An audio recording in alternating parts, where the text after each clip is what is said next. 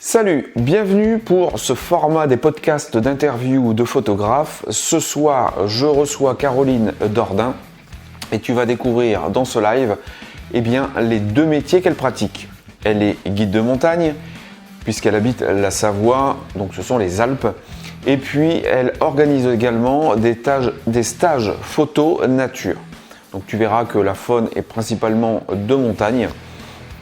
Et donc tu vas voir ça pendant 2 heures. Donc n'hésite pas à bien te caler dans ton fauteuil parce que tu vas voir, ça va être super intéressant. Ça dure 2 heures, mais franchement, on ne voit pas le temps passer. Alors je te remets tous les liens en description pour découvrir son travail. Avant de te laisser pour le live, je te rappelle qu'avec Labo Photo Art, nous t'avons préparé un code promo. Bulle de nature 2024. Tu retrouveras tout en description. N'hésite pas à aller faire un tour sur son site et à commander quelques tirages. Les autres liens dans la description, ce sont mes emails privés que tu peux recevoir une fois par semaine.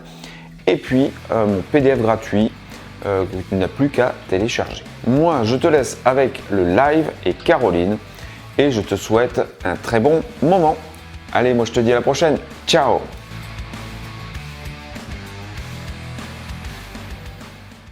Bon, il commence à y avoir du monde, on est 9. C'est chouette. Ouais, bonjour à tous, je vois pas mal de gens que je connais. Merci de regarder, c'est cool. Donc voilà, et du coup, moi, il y en a que je ne connais pas. Donc bienvenue à tous. Écoute, Caroline, merci d'avoir accepté. Bienvenue. Avec plaisir. Merci à toi pour l'invitation.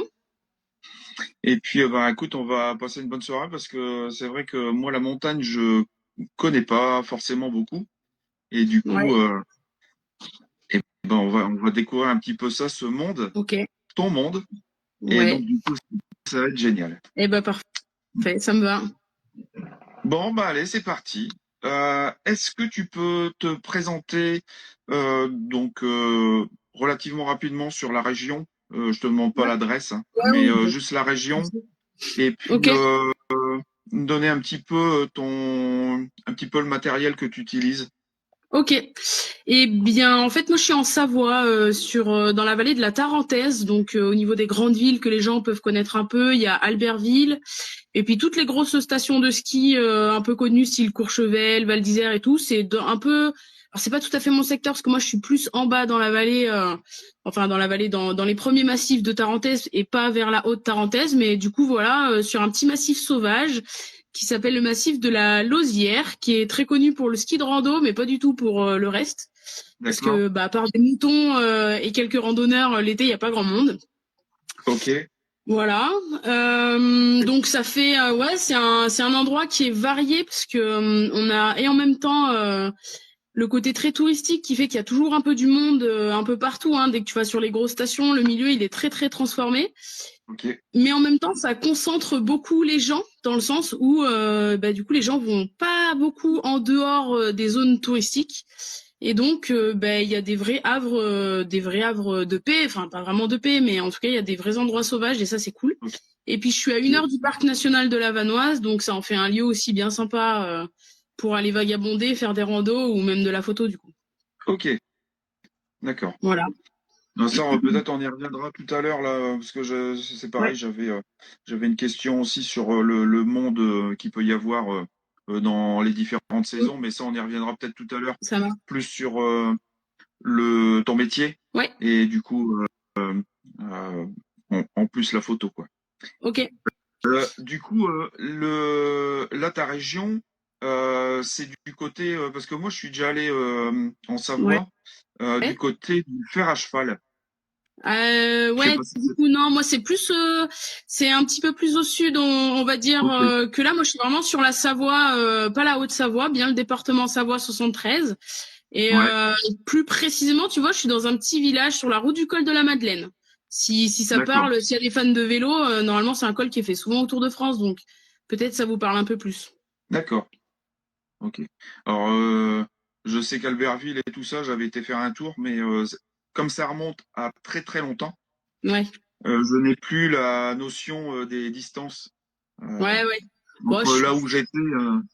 En fait, moi j'étais sur alors je sais plus si c'était réellement s'il y a un patelin qui s'appelle le Mont Saxonnet, Ouais, mais en tous les cas, nous on montait à la montagne pour aller voir ouais. justement le fer à cheval qui était Ok. juste derrière le chalet qu'on avait en fait. Ouais, c'est un petit peu plus au nord, c'est un peu plus au nord que chez moi. Moi, je suis un peu plus au sud, mais alors légèrement, hein, je suis quand même en plein cœur des Alpes du Nord, hein, c'est Ok, plus au sud des Alpes du Nord, on va dire, mais c'est quand même le nord du nord.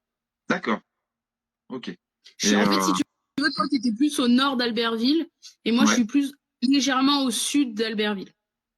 d'accord, ok. Bon après, j'étais pas encore vraiment photographe à l'époque, donc Ok. alors, je faisais Ça te déjà de la parle. photo, mais je j'avais pas pris le matériel Mm. pour y aller parce que j'avais je sais plus quel âge j'avais, hein, mais je devais avoir 14 ans, Ah oui, 14-15 ans, un truc comme ça, oui, donc donc ça remonte. Ok, ouais, ça ouais. remonte un petit peu. Ouais, et puis les souvenirs, quand on est jeune, c'est pas pareil aussi. Ouais, tout à fait. Euh, ouais, donc du coup matériel. Matériel. Alors, j'ai débuté chez Canon et je suis restée chez Canon depuis toujours, sauf là, il y a 2 mois. J'ai Ouais, fait un gros changement. J'ai vendu tout mon matos Canon pour passer chez Nikon. C'est pas du tout ouais, une conviction de marque ou de quoi que ce soit, parce que de toute façon, un appareil photo, c'est un appareil photo, même si j'ai longtemps pensé l'inverse, mais mon avis a un peu changé. Mais du coup, je suis partie chez Nikon et maintenant, alors j'ai un Z8 avec un 600 6.3 et un 400 de 8. d'accord. Donc c'est du matos qui est un peu tout neuf pour moi, donc j'ai pas beaucoup encore de retour d'expérience dessus. Si ce n'est que le Ouais, Z8, c'est une machine complètement dingue. J'avais un R6 avant et un 300 de 8. Donc j'avais déjà un peu l'expérience de la grande ouverture, mais pas du 45 millions de pixels sur le capteur. Et donc c'est un peu quelque chose qui change ces derniers temps là dans ma manière de photographier. Ça évolue pas mal. ok. Et du coup, en fait, là, tu t'aperçois du changement à quel niveau? Avec les 45 Mmh. millions de pixels? Ben, tu peux cropper un peu plus dans l'image et puis même si tu Ouais, croppes, enfin quand tu croppes pas, c'est difficilement visible à l'œil nu. Mais par exemple, ouais, sur des sujets lointains, tu vois directement une différence de traitement, enfin de qualité en fait quand tu fais un peu du développement. Et ouais, je trouve que ça change pas mal de choses. Et surtout pour nous, photographes en montagne, où les sujets sont souvent super loin en fait et où des fois même 400 mm c'est un peu just et 606.3 bah des fois les conditions c'est pas forcément optimal bah 6.3 c'est pas beaucoup de lumière quand même ouais, donc du coup ouais, c'est un petit plus de pouvoir recropper dans l'image. d'accord. Ok. Et du coup, là, là, le boîtier monte bien en ISO. Ouais, ouais, c'est de la folie. Je l'ai laissé pendant un moment en ISO automatique pour pas justement pas prendre mes habitudes que j'avais avant avec le R6 et vraiment redécouvrir le boîtier pour voir lui qu'est-ce qu'il estimait qu'il pouvait faire. Et c'est assez ahurissant. J'ai regardé une photo en me disant bah quand même c'est super bruité et je devais être à plus de ouais c'était au moins plus de 12 008 et c'était encore un peu plus et ça m'a un peu bluffé quoi. Et D'accord. moi, j'étais habituée à rester avec le R6, tu pouvais monter facile. Ouais, je montais. J'hésitais pas trop à passer la barre des 4000, des 4005, tu vois. Et là, Ouais. maintenant, je me permets encore beaucoup plus, quoi. Sachant que je Ok. viens d'un 7D2 où déjà quand t'étais à 3002, des fois, c'était un peu limite. Et je viens à Ouais. la base même d'un 100D chez Canon où quand tu dépassais les 1600, c'était carnage, hein. Donc là, ça D'accord. fait des gros, gros changements, ouais. D'accord. Et niveau tout ce qui est collimateur, ce genre de choses, tu vois une différence aussi? Mmh. En tous les cas, Ben, ouais. après, c'est plus une différence d'interface parce que j'ai encore quand même bien Oui. les réflexes un peu ancrés Canon Oui. dans la sélection du collimateur et tout, c'est pas évident. Ouais. Maintenant, tout ce qui est sur le suivi de l'animal et tout, je le trouve super performant le Z8. D'accord. Je le trouve. Alors le R6 était déjà très très bon et ça m'avait déjà changé la vie, hein, de passer sur le R6. Ouais. Maintenant, il paraît, enfin, je suis pas sûre d'avoir bien compris, mais il paraît que le Z8, en fait, il est en deep learning, en intelligence artificielle, et qu'a priori, plus je vais l'utiliser, meilleure la détection sera. Donc, vu qu'il est Mm. relativement neuf, Bon, je trouve ça déjà dingue, mais si encore ça va s'améliorer après, c'est encore plus fou, quoi. D'accord. Ouais, là, c'est de la presque dernière génération, là, Ouais, en fait. Ouais. ouais, non, ouais, franchement, c'est impressionnant. Enfin, j'en parlais un peu avec mon père qui est photographe aussi, et en fait, tu te sers pas. Enfin, moi, je me sers pas de 90% des fonctionnalités du boîtier. Je me sers pas. Moi, je suis assez basique dans ma manière de faire des photos, et du coup, il y a tellement de fonctionnalités que Ouais, s'il fallait que j'apprenne ouais, le boîtier par cœur, ce serait vraiment trop long. ouais. Je suis un petit peu comme toi, c'est pareil. En fait, moi, j'ai le D810 Ouais, de chez Nikon. Donc, c'est un réflexe qui est quand même assez vieux, ouais, qui commence à prendre de l'âge. Donc, ça m'a changé la vie par rapport à mon APS-C que j'avais avant en Canon, ouais, quand même. ouais, Mais bah, c'est vrai que moi, j'ai déjà 36 millions de pixels sur celui-là. ouais, ouais, Et ben, je trouve que c'est déjà beaucoup, notamment ouais, par exemple sur de la photo sociale, ouais. où ben, en fait, quand tu commences à cropper un tout petit peu, tu as tellement de détails Oui, oui, que ben, des fois, il faut que tu fasses attention pour prendre tes photos. ouais. Parce que tu te fais vite prendre par des petits trucs que tu vois pas forcément avec Hmm. un boîtier un petit peu en dessous, quoi. Oui, oui, c'est vrai que du coup, c'est un peu plus exigeant, je pense, sur la qualité de ton objectif et aussi sur ta prise de vue, hein. Par exemple, moi, quand je fais des photos à 2.8, ça pardonne pas, hein. Si t'es pas Ouais, flou, enfin, si t'es pas net sur l'œil, ça se voit tout de suite. ouais, C'est sûr que c'est plus exigeant quand même, ouais. C'est un peu pour ça qu'on dit que c'est des boîtiers plus experts et que les autres boîtiers, c'est des boîtiers plus débutants, parce que c'est plus fin quand même. ouais, tout à fait. Mm. Bon, c'est bien, c'est du beau matos. Et du Ouais, ouais. coup, ben, il va te falloir un petit peu quelques temps là pour ajuster le truc, quoi.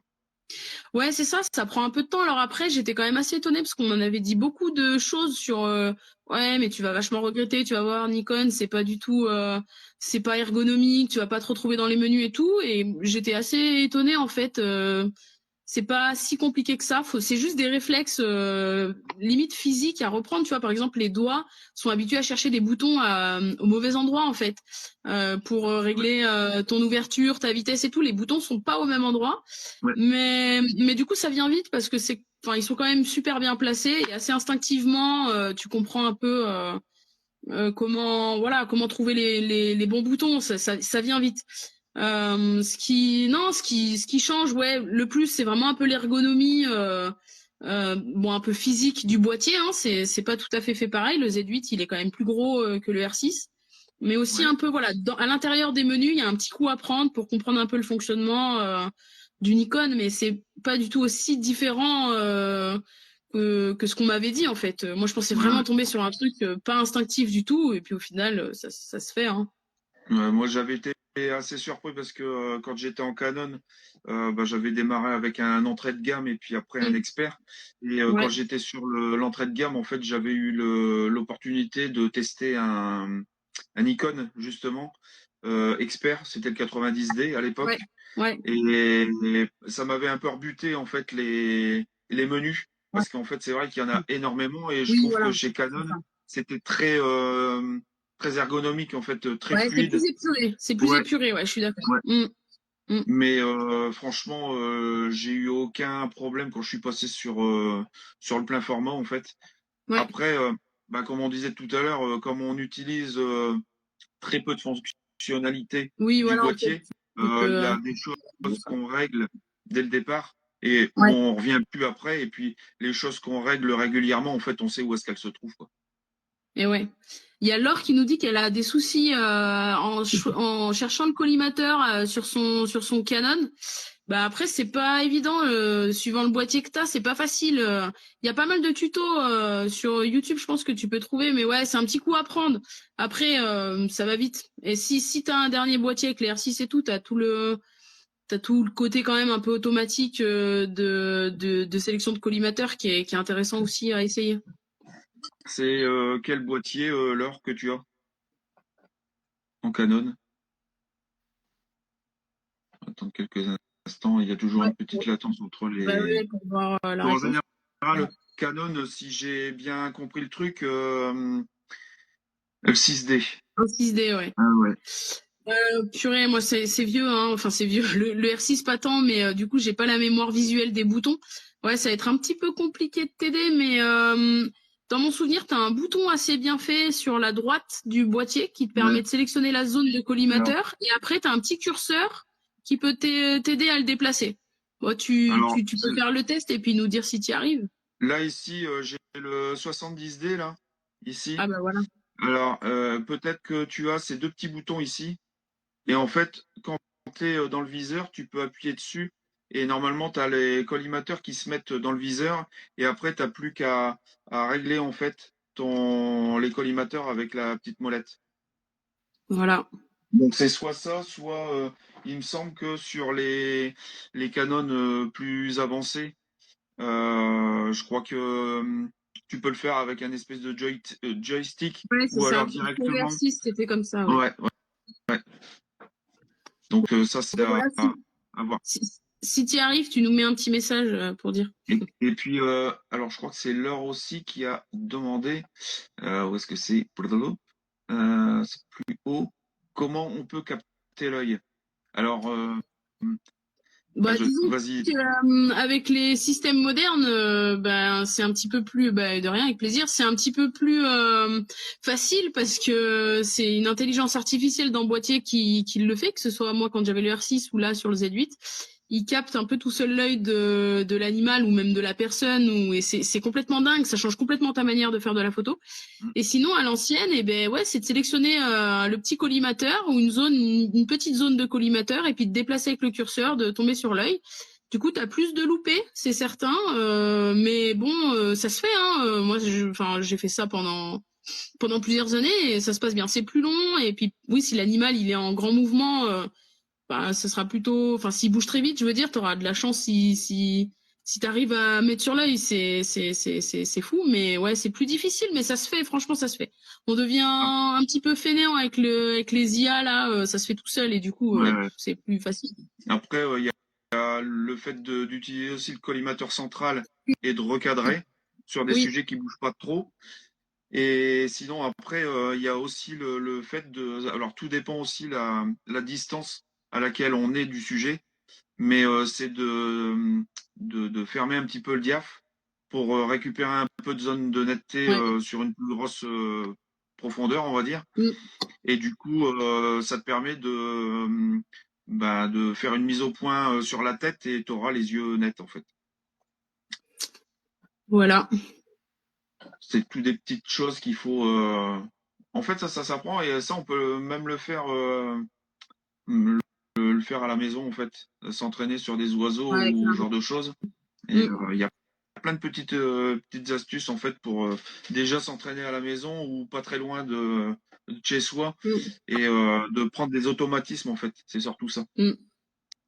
Il y a Marc qui nous a dit qu'il utilisait pas du tout le suivi de l'œil sur son R3. Bah écoute, perso, moi ça dépend. Enfin, c'est très très souvent en auto. Hein, je vais pas le cacher. Je trouve ça vraiment, ça facilite quand même beaucoup. Ouais.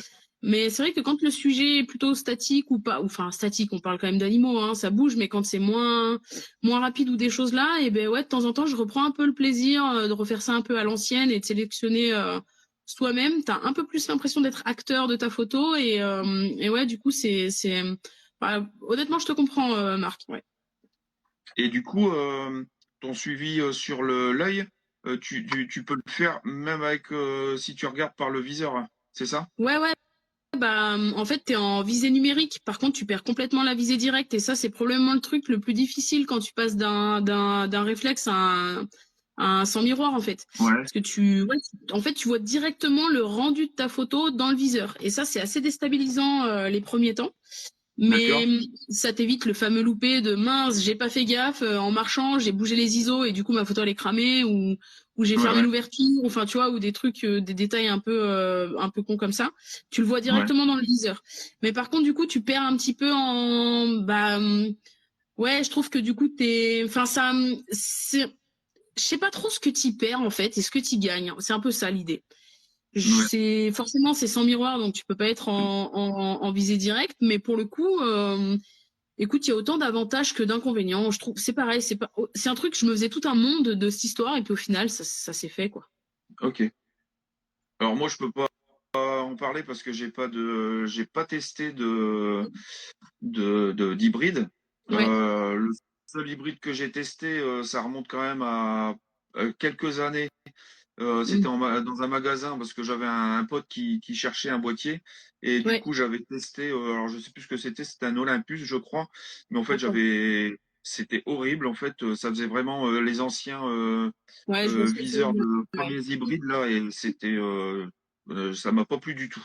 Mais Non, effectivement après, sur les dernières générations, je ouais, pense que voilà. c'est faut s'habituer en fait. C'est parce que quand on Voilà, passe d'un réflexe, c'est ça. Il y a un petit coup. Il y a un petit coup à prendre, mais voilà, c'est sûr que la résolution des écrans, elle est quand même de plus en plus incroyable. Bah, pareil, là que tu prennes le R5, le R3, j'imagine, c'est un peu pareil que le R5, je sais pas trop, ou le Z8, t'as une bonne résolution quand même à l'intérieur. Après, là, on n'a pas du tout parlé de Sony, mais enfin, c'est ouf aussi les boîtiers qu'ils font, c'est incroyable aussi, quoi. ouais, Mais oui, Marc, l'autre énorme avantage de l'hybride, ça c'est clair, c'est il y a plus de bruit au déclenchement, quoi. ouais, C'est fou. Le renard, il peut passer à 2 mètres devant toi. c'est mon rêve. Si ton objet il est capable de faire la mise au point dessus, il t'entend pas. Ça c'est dingue. Moi j'ai été au Tétra plusieurs fois, voir les tétralires plusieurs fois avec le R6. Mhm. Mais enfin, t'es hyper discret. L'animal il se retourne pas et ça c'est un vrai plus quand même. Ouais, ouais, ouais. Ça, c'est un de mes rêves, ça, c'est de plus avoir de bruit au déclenchement. Ah ouais, Euh, bah écoute, si un jour tu passes sur l'hybride, tu verras la différence que ça fait, hein. Ah ouais, c'est mais, vraiment mais, dingue, hein. mais du coup, là, le bruit, c'est toi qui l'enlèves ou c'est d'office? Et ben, alors sur le Z8, il n'y a pas du tout de bruit. Sur le R6, il y avait un petit bruit quand même. Ouais, Parce que enfin alors là on part sur des compétences que j'ai pas trop, mais je crois qu'il y avait un obturateur quand même mécanique, alors que sur le Z8 il y en a pas du tout. ok. Et en fait ils ont même rajouté un bruit artificiel parce que sinon tu te rends pas compte que tu as fait la photo. Et vu la rafale de qu'il est capable de faire, si tu te rends pas compte que tu fais la photo, t'as fait 150 photos du brin d'herbe qui bougeait devant toi et tu te remplis la carte mémoire comme ça quoi. Donc le petit bruit, je crois que tu peux le désactiver, mais il est vraiment super discret et c'est un petit tic tic tic tic. Et Ouais, ouais, ça ouais. sert quand même, voilà. Ouais. Ok. Ah. Marc, il dit il n'y a pas de bruit du tout sur le R3. Ouais, bah voilà, c'est impressionnant franchement. Et puis en plus, je suis allée au Tétra avec un ami à moi qui lui est sur un réflexe et clairement on entendait vraiment la différence. Enfin, ouais, franchement Ouais. ça c'est l'énorme avancée pour la photo animalière, c'est ça quoi. Vraiment. Après, je crois que quand t'es passé à l'hybride et que t'entends un déclenchement de réflexe, ça doit faire trop bizarre. Ouais, T'as ça fait l'impression drôle. que, Ouais. Carrément. Bah bah surtout déjà en oui. plus quand t'es en affût, déjà rien que le fait d'avaler ta propre salive, tu l'entends et du coup forcément le collègue qui shoot au réflexe, tu l'entends bien, ouais. Ouais, Mais bon, ouais, après, ça va, les animaux, ils sont pas non plus souvent à 2 mètres et du coup, ça reste quand même modéré avec un réflexe, hein. ouais, Enfin, les ouais, réflexes, ils ont encore de beaux jours devant eux et sur le parc occasion, voilà, c'est encore ouais, énorme, hein. tout à fait. Mm. Euh, Est-ce que tu peux nous parler un petit peu de ton parcours, de comment tu en es venu à faire de la photo et, euh, et puis ben, un petit peu ce que tu peux rencontrer en fait dans ton coin? Ok. Ben moi, l'histoire de la photo, ça remonte un peu à loin. J'ai un papa qui a toujours fait de la photo. Et donc a commencé en argentique, qui développait ses photos, tout ça. Donc j'ai un peu plus ou moins baigné dedans, mais c'est pas quelque chose qui m'intéressait dans mon enfance, mais c'est quelque chose que j'ai toujours vu. Mon père, on a toujours eu des albums photos faits par des réflexes. Enfin Ok. ça a toujours été comme ça. Et puis par contre, je suis une enfant du dehors. Tu sais, moi je suis encore la génération où on pouvait jouer dehors pendant des heures sans que les parents sachent où on était et du coup, j'ai grandi dehors dès que c'était possible. Je courais la montagne et du coup, j'ai eu un côté très intéressé par la nature très jeune. Ok. C'est je prenais le bouquin d'oiseaux de mon père et je cochais des aigles alors qu'en fait c'était une buse qui passait. Mais voilà, j'ai carrément perdu ça à l'adolescence, mais alors complet. Hein. D'accord. J'avais qu'une envie, c'était de partir vivre en ville pour pouvoir profiter avec les amis, voilà. Ça Ouais, m'a duré une petite dizaine d'années, je dirais jusqu'à 20 ans, on va dire allez, on va dire de 12 ans à 20 ans, allez, un peu moins de 10 ans quand même. ouais, ouais. Et puis j'ai eu un déclic, j'habitais en ville, j'étais tout le temps malade, j'avais pris du poids, je buvais que du coca, j'ai dit non mais là c'est pas possible, ma vie elle est atroce. Et j'ai repris les études et j'ai fait un BTS en gestion de protection de la nature dans la Drôme. Et là, la passion naturaliste s'est carrément déclenchée. Je sortais plus, même en ville, sans ma paire de jumelles et sans mon guide ornitho dans le sac. Des fois qu'on voyait un truc, enfin ça a été un vrai déclic pour moi. Et du coup, j'ai fait de l'observation naturaliste pendant plusieurs années. Et c'était un peu une bataille avec mon père qui me disait mais pourquoi tu fais pas des photos? Je disais mais parce que je suis très bien en fait de juste observer comme ça me suffit. J'ai pas besoin de faire une photo et de ramener ça. Et ça a été comme ça pendant super longtemps. Puis l'idée a commencé à germer petit à petit. Je me suis dit tiens, en fait ça me dirait bien de ramener des souvenirs, mais ça coûte cher tout ça. Et puis finalement tu vois, c'est quand j'ai eu une situation familiale plus stable où j'ai pu investir dans du matos et j'en ai pas démordu. C'est depuis le temps là. C'est photo, c'est devenu d'ailleurs le seul loisir, enfin loisir ou c'est pas vraiment un loisir, c'est un peu plus que ça pour moi. C'est la seule activité que je fais toute seule et où je supporte complètement d'être toute seule et où d'ailleurs le partage est même plus difficile. Le fait d'aller faire de la photo, c'est quelque chose qui est hyper solitaire et que j'aime beaucoup. Ok, d'accord. Et, euh, et du coup, tu as commencé la photo là en quelle année du coup? Ça doit être 2015, ouais, 2015, je dirais, tu vois, c'est pas très vieux, Ouais. hein, en soi, c'est assez récent. Et ouais, j'ai fait une petite évolution. Au début, c'était vraiment histoire de ramener un souvenir à la maison. Et puis petit à petit, c'est quelque chose qui s'est bien imposé dans ma vie quand même. Disons qu'avant, je prenais l'appareil photo quand je sortais, et maintenant, c'est clairement, je sors pour emmener l'appareil photo, quoi. Je sors pour faire de la photo. C'est devenu, ouais, c'est vraiment devenu, enfin, c'est même, ouais, c'est une passion, mais c'est même pas une passion, c'est quelque chose de normal dans ma vie, en fait. Ouais, ok. Il y a des gens qui vont, je sais pas, se balader ou j'en sais rien, ce qu'ils font d'ailleurs les gens, je sais pas. Mhm. Mais moi, je vais dehors, je fais de la photo, voilà. Ok. Et du coup, en fait, tu as réussi à faire des images assez rapidement, je pense, parce que tu avais déjà ce contact avec la nature et je suppose que tu avais déjà observé pas mal de bestioles, donc du coup, tu avais peut-être C'est ça. déjà plus de facilité pour les trouver déjà. Bah ouais, parce que mon approche en fait de la photo, elle est avant tout naturaliste, c'est-à-dire que c'est un truc que je faisais déjà avant. Je sortais déjà pour observer des animaux. Mhm. J'avais déjà l'habitude de pister un peu les chevreuils pour savoir où était leur territoire d'hiver, où est-ce qu'ils allaient gagner, enfin que des choses comme ça. Donc ça a été un petit peu plus simple enfin j'ai pas eu à apprendre toute cette démarche de repérage et tout, puisque c'était déjà quelque chose que je faisais. J'étais déjà, alors je crois que j'en avais pas un mois, mais en tout cas les pièges photos c'est quelque chose qui me parlait. Enfin donc du coup c'était plus simple. Si tu veux, moi c'est la photo, ça a vraiment été l'aboutissement d'une démarche que j'ai eue pendant plusieurs années avant et avant d'être passionnée de photo, moi je suis passionnée de nature en fait, de naturalisme. Enfin j'adore faire de l'identification de plantes. Je suis D'accord. une passionnée de la connaissance naturaliste, ouais. Ok. Euh, du coup, alors là, on va parler juste photo. Ouais. Euh, quand tu vas faire tes photos, est-ce que tu sais l'espèce que tu veux aller voir ou est-ce que tu fais plus de la billboard et du coup tu vas rencontrer ce qui va bien se présenter à toi? Euh, Pendant très longtemps, j'ai fait de la billboard parce que c'est plus actif, t'as l'impression d'être un petit peu plus acteur de ce que tu veux. Puis en fait, quand tu fais de la billboard, mine de rien, tu fais du repérage en même temps. Et ça s'est transformé, je dirais, il y a 3 ans où j'ai commencé par pas aller faire de la photo.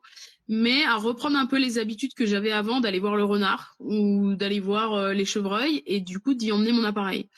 Et du coup, maintenant, je suis plus comme ça à me dire, alors c'est même pas une espèce que je vais photographier, c'est l'individu. Ok. Il y a ces chevreuils-là qui traînent dans le champ là-haut. Et bon, après, c'est pas toujours évident de les reconnaître. Pour certains animaux, par exemple, les tétralyres, on en a un notamment, ça fait 2 ans qu'on le voit. Il a une petite spécificité, il a 3 points blancs à côté de l'œil. Et du coup, D'accord. quand on va au tétra, et ben en fait, c'est aussi c'est pour le voir, quoi. C'est dire, bah, est-ce que 3 points, il est encore là? Ouais, c'est devenu Ouais. plus un rapport de limite de personne à personne, tu vois. Ok. Alors ça, par contre, je pense que, enfin, alors moi, j'ai pas tout ce qui est gros mammifères. Je Ouais. suis, c'est pas le truc qui m'attire forcément beaucoup. Alors quand je peux, ben je fais, hein. Ouais. Donc moi là, dans mon département, c'est plus le chevreuil Mm. qu'on a en quantité. Mais c'est vrai que je pense que j'aurais du mal à, enfin en tous les cas, il faudrait que j'aille plus souvent en fait sur le terrain pour pouvoir reconnaître Mm. en fait les individus. Euh, ben, parce qu'il faut vraiment observer et voir les petites spécificités de chacun pour justement les reconnaître, quoi. Oui, c'est ça. Et puis c'est si des fois c'est pas forcément l'individu que tu vas reconnaître, mais plus son comportement, Mm. plus aussi par exemple là il y a une famille de renards que j'ai suivi printemps-été dernier. Et en fait ouais c'est plus par rapport à leur déplacement, les zones qu'ils vont fréquenter, l'endroit où ils vont sortir, où tu sais que c'est tel et tel individu, mais après les renards quand même ils ont des petites particularités, mais des fois c'est pas toujours facile. Et puis ouais, ça reste le côté un peu, bah c'est mon côté un peu naturaliste et plus scientifique entre guillemets, c'est un peu le suivi d'espèces, tu vois. Se dire Ouais, ouais. enfin cette famille de renards là, elle fonctionne comme ça. C'est marrant parce que l'autre famille de renards que je connais, elle fonctionne pas pareil, c'est pas les mêmes comportements et du coup c'est ça, enfin pour moi c'est une autre démarche. C'est pas juste faire un animal en photo et rentrer. C'est vraiment être face à quelqu'un et les voir. En fait, c'est une vraie approche. Enfin, c'est une différence un peu philosophique quelque part. Ok. Du coup, est-ce que ta photographie, c'est un peu plus que de la photographie en fait? Bah mais C'est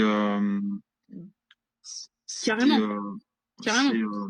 vraiment, alors tu le disais, hein, c'est peut-être quelque chose d'un peu plus spirituel en fait. J'irai pas jusqu'à dire spirituel parce que j'ai un rapport à la spiritualité qui est assez basique. Hein. Moi, Ouais, je suis quelqu'un, en fait, je suis assez basique dans mes raisonnements par rapport à tout ça. ouais, Je te dis en fait, la photo pour moi, c'est l'aboutissement de quelque chose. Je ok, sais qu'il y a une famille de renards qui vit à cet endroit. Je sais que le mâle, il a plutôt tendance à sortir dans le buisson en face, alors que la femelle, elle va longer la haie forestière juste à droite. Et puis des fois, elle peut s'approcher vraiment hyper proche de moi, du coup, sans le savoir. ouais, Je sais qu'ils aiment bien se retrouver environ dans tel secteur. Enfin, c'est plus tout ça. En fait, c'est de la curiosité, en fait. Et puis du coup, bah, quand j'ai la chance d'être la chance et le travail aussi, parce que c'est quand même pas mal d'observations en amont, mais d'être au bon endroit et de faire une belle photo, c'est toujours une photo qui a une histoire. Après, ok, attention, j'adore aussi la billboard et les photos fortuites. Je trouve ça vraiment incroyable aussi de tomber sur un animal à un endroit où, enfin, tu cherchais ça, mais t'en es pas non plus hyper sûr. Ah bah, Éloi, écoute, on est super content pour toi, vraiment. ouais, C'est passionnant cette histoire. ouais, Enfin bref, c'est vraiment dingue. Mais ouais, bah, je sais pas, c'est un peu dur à expliquer, mais je suis très basique. Écoute, j'observe des animaux ouais, et j'en fais des photos, voilà. Et ok, ouais, je ouais. suis contente parce que bah de par mon métier, et bah du coup c'est des choses à raconter en fait. C'est ça qui me plaît en fait. Je suis aussi très pédagogue et du coup c'est vraiment quelque chose que j'aime. C'est parler de ces animaux que je connais en fait. Ouais, ça fait des histoires en fait pour tes clients en fait, tout simplement. Oui, alors après, c'est pas pour avoir des histoires pour les clients, parce que c'est aussi Ouais, ouais, c'est non. c'est un truc très interne aussi, Ouais, mais ouais, j'adore, voilà. Par exemple, il y a des moments où j'essaye de me dire, bah tiens, là en ce moment, les renards, ils doivent en être Peut-être qu'ils sont en train le mâle il est peut-être en train de nourrir la femelle parce qu'elle va bientôt mettre bas. Est-ce qu'ils ont déjà mis bas? Et je me dis pas les renards de manière générale, je me dis ces renards-là en particulier, qu'est-ce qu'ils sont en train de vivre en ce moment même, quoi. Ouais, ok. Il y avait Béa qui disait alors un domaine, le repérage, où je suis archi nul. Combien de fois je me promène avec le 150-600 en revenant bredouille?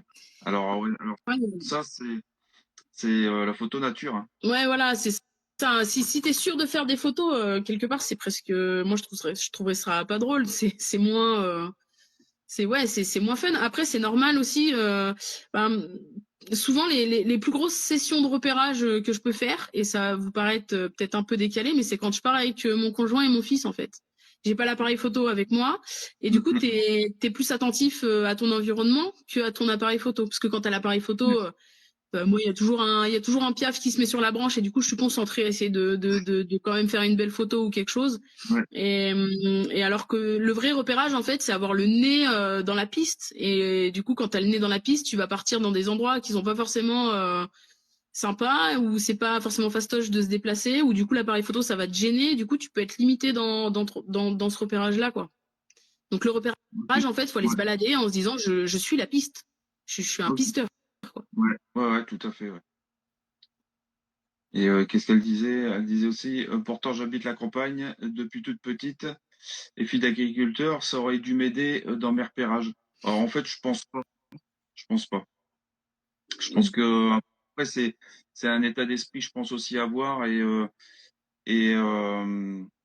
c'est peut-être aussi de plus observer. Alors après moi, c'est vrai que je suis plus dans la pleine conscience. Ouais.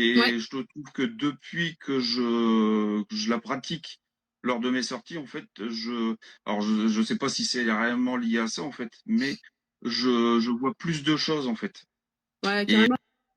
il y a plus de, je vais pas dire d'événements, mais en fait, il y a des animaux comme par exemple des écureuils où ben, j'ai l'impression qu'avant, j'en voyais pas forcément beaucoup Mm, et c'était très furtif. Alors mm, que de plus en plus, ben, j'en vois qui viennent beaucoup plus près de moi, en fait. mm. Ouais, je comprends ce que tu veux dire. Après, moi c'est pareil. Enfin, c'est pas vraiment un état de pleine conscience parce que encore une fois, enfin, je te dis, j'ai un rapport à la spiritualité qui est assez basique, mais c'est plus le fait d'être attentif à tout et en même temps à rien. Et où tu arrives à te fondre un peu dans ton environnement au sens premier, tout en gardant quand même ta curiosité. Et je pense Ouais, que si tu veux progresser en repérage, je pense que l'idéal, c'est vraiment d'être curieux, en fait, mais curieux de tout. Le moindre petit truc, ça doit te rendre curieux et te donner envie d'en savoir plus comme un enquêteur, comme un escape game, en fait. Te dire, ah tiens, là, il y a des crottes. Qu'est-ce que c'est cette crotte? ouais, Est-ce que c'est un animal qui mange de la viande? Est-ce que c'est un animal qui mange de l'herbe? Il est passé par où? Est-ce que je vois une trace? Est-ce que je vois un chemin qu'il a pu emprunter? Et ouais, pour tout moi, à c'est fait. vraiment de la curiosité, d'être ouvert sur tout et en même temps fermé aux distractions. Enfin, je sais pas comment dire. Ouais, c'est être concentré sur tout et sur rien en même temps. Ouais, Imagine que c'est la description de la pleine conscience, mais c'est pas, enfin, c'est pas le mot que je mets moi dessus en tout cas. ouais, ok. C'est peut-être être plus dans le moment présent, en fait. Ouais, C'est carrément, carrément. vraiment Ouais. vivre, en fait, le Mm. moment et c'est peut-être ça, en fait, qui fait que ben, on va peut-être plus détecter certaines choses et peut-être voir plus de choses, C'est en fait. ça. Puis c'est aussi un peu renouer avec son instinct. C'est juste plus se laisser guider. Bah, moi, ça m'arrive hyper souvent de me balader en forêt et d'en fait de me rendre compte que spontanément, je suis une piste qui a été créée par exemple, c'est souvent les cerfs ou les chevreuils ou les sangliers qui laissent des belles sentes. Et spontanément, te rendre compte que tu passes à peu près au même endroit en fait, parce que c'est la logique du terrain et tout ça. Et ça, faut être capable de bien. C'est une sorte un peu de lâcher prise pour être capable de partir après ces indices-là qu'en fait consciemment on capte pas Ouais. et qu'il faut qu'on réapprenne à capter consciemment. Mais ça, c'est toute une philosophie dont je parle beaucoup. Enfin, c'est pas que de la philo, c'est aussi de la réalité, notamment avec les randonneurs dans mon boulot d'accompagnatrice. Les gens savent même plus marcher. Et du coup, je suis obligée souvent de leur réexpliquer ce que c'est de marcher. Et là, c'est un peu pareil. Faut marcher tout en étant conscient de son environnement. Et le repérage, du coup, c'est Ouais. ça. Ok. Ah, c'est chouette. Ah, il y a Labo Photo Art qui nous a rejoint. Salut, Seb. C'est mon nouvel imprimeur. Ok, Suite au live d'Olivier la fois dernière. ok. Et du coup, donc c'est cool, c'est bien. Merci d'être là. Hmm. Euh, justement, on va, avant de continuer sur les photos, est-ce que tu peux nous parler un petit peu de ton métier Ouais, d'accompagnatrice ouais. montagne? Parce que c'est Et un domaine que je ne connais absolument pas et du coup, je pense que ça peut être vraiment très intéressant. ouais. Alors, le métier d'accompagnatrice en montagne, en fait, c'est accompagner les gens en montagne. C'est bête à dire, hein, c'est tout. Tout est écrit dans le dans l'intitulé, mais c'est vraiment ça. C'est vraiment emmener les gens en montagne et leur apprendre à. On est des éducateurs sportifs, donc l'idée, normalement, c'est de les emmener vers l'apprentissage de la randonnée et donc vers l'autonomie. Donc pendant très longtemps, les accompagnateurs en montagne, c'était des gens qu'on payait pour aller faire tel ou tel sommet. Et dans l'état actuel des choses, le métier a beaucoup évolué. En fait, on est des animateurs montagne, entre guillemets, dans le sens où si tu fais que marcher, ça va pas beaucoup intéresser les gens. Donc on est vraiment des éducateurs à la montagne. On parle de tout, que ce soit le côté sportif ou le côté nature. Ouais, Moi, j'exerce ce métier en indépendante. Je suis à mon compte et puis on a même mon conjoint et puis quelques amis. On a créé un bureau montagne ouais, et du coup on a des interventions, par exemple avec des écoles, des centres de loisirs. On a aussi un gros partenariat avec un village de vacances. Dans la station juste à côté de la maison. Et du coup, on emmène quasiment toute l'année des gens en montagne, même si le gros de l'activité c'est quand même hiver et été. Mais l'été, on est sur 5 jours de randonnée par semaine, que ce soit sur des demi-journées ou des journées. ok, Et du coup, on passe vraiment beaucoup de temps en montagne. On essaye de faire vivre la montagne vraiment aux gens. L'idée, c'est pas juste de les emmener en haut et de redescendre. On leur fait comprendre que le chemin est tout aussi important que l'arrivée. ok, Donc on est dans la pédagogie de la marche et on est dans la pédagogie du milieu aussi. ok. Euh, et ça c'est assez intéressant. Et c'est vraiment un métier où il faut retenir que on est avec des gens parce que il y a pas mal de gens qui disent ah, c'est cool, t'es tout le temps dehors, mais en fait c'est pas du tout ça le cœur du métier. Le cœur du métier c'est d'être dehors avec des gens tout le temps. Ouais, ouais, C'est-à-dire que tu as potentiellement des gens qui vont interagir avec toi et ça toute la journée. Et il faut quand même être à l'aise avec ça. Faut être à l'aise dans le fait de parler devant pas mal de personnes. Et puis voilà, faut avoir des compétences sociales, de sociabilité plutôt assez développées quand même. ok. Et du Voilà. coup, quand tu es accompagnatrice, t'as pas le matériel photo. Voilà, c'est pas C'est possible. vraiment, Ouais, c'est quand je vraiment suis deux choses différentes en fait, hein. Ben alors oui et non, parce que quand j'encadre un groupe dont le but est de faire de la randonnée, Oui, je peux pas être concentrée sur mon groupe et faire de la photo. C'est ouais, pas possible. Comme je t'ai dit un peu tout à l'heure, la pratique de la photo pour moi elle est très immersive ouais, et du coup je peux pas et être dans la photo et être avec mon groupe.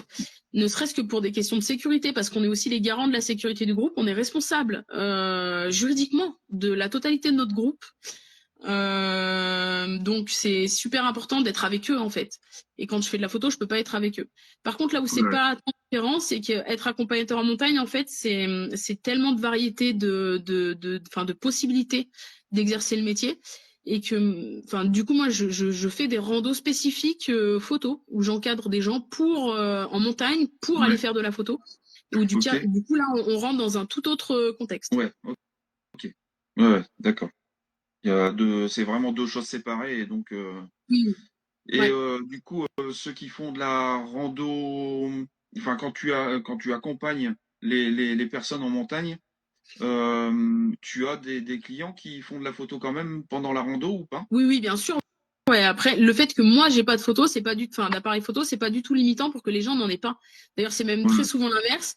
Il y a eu une fois où je me rappellerai toute ma vie parce que c'était l'image de rêve, enfin que j'aurais rêvé avoir.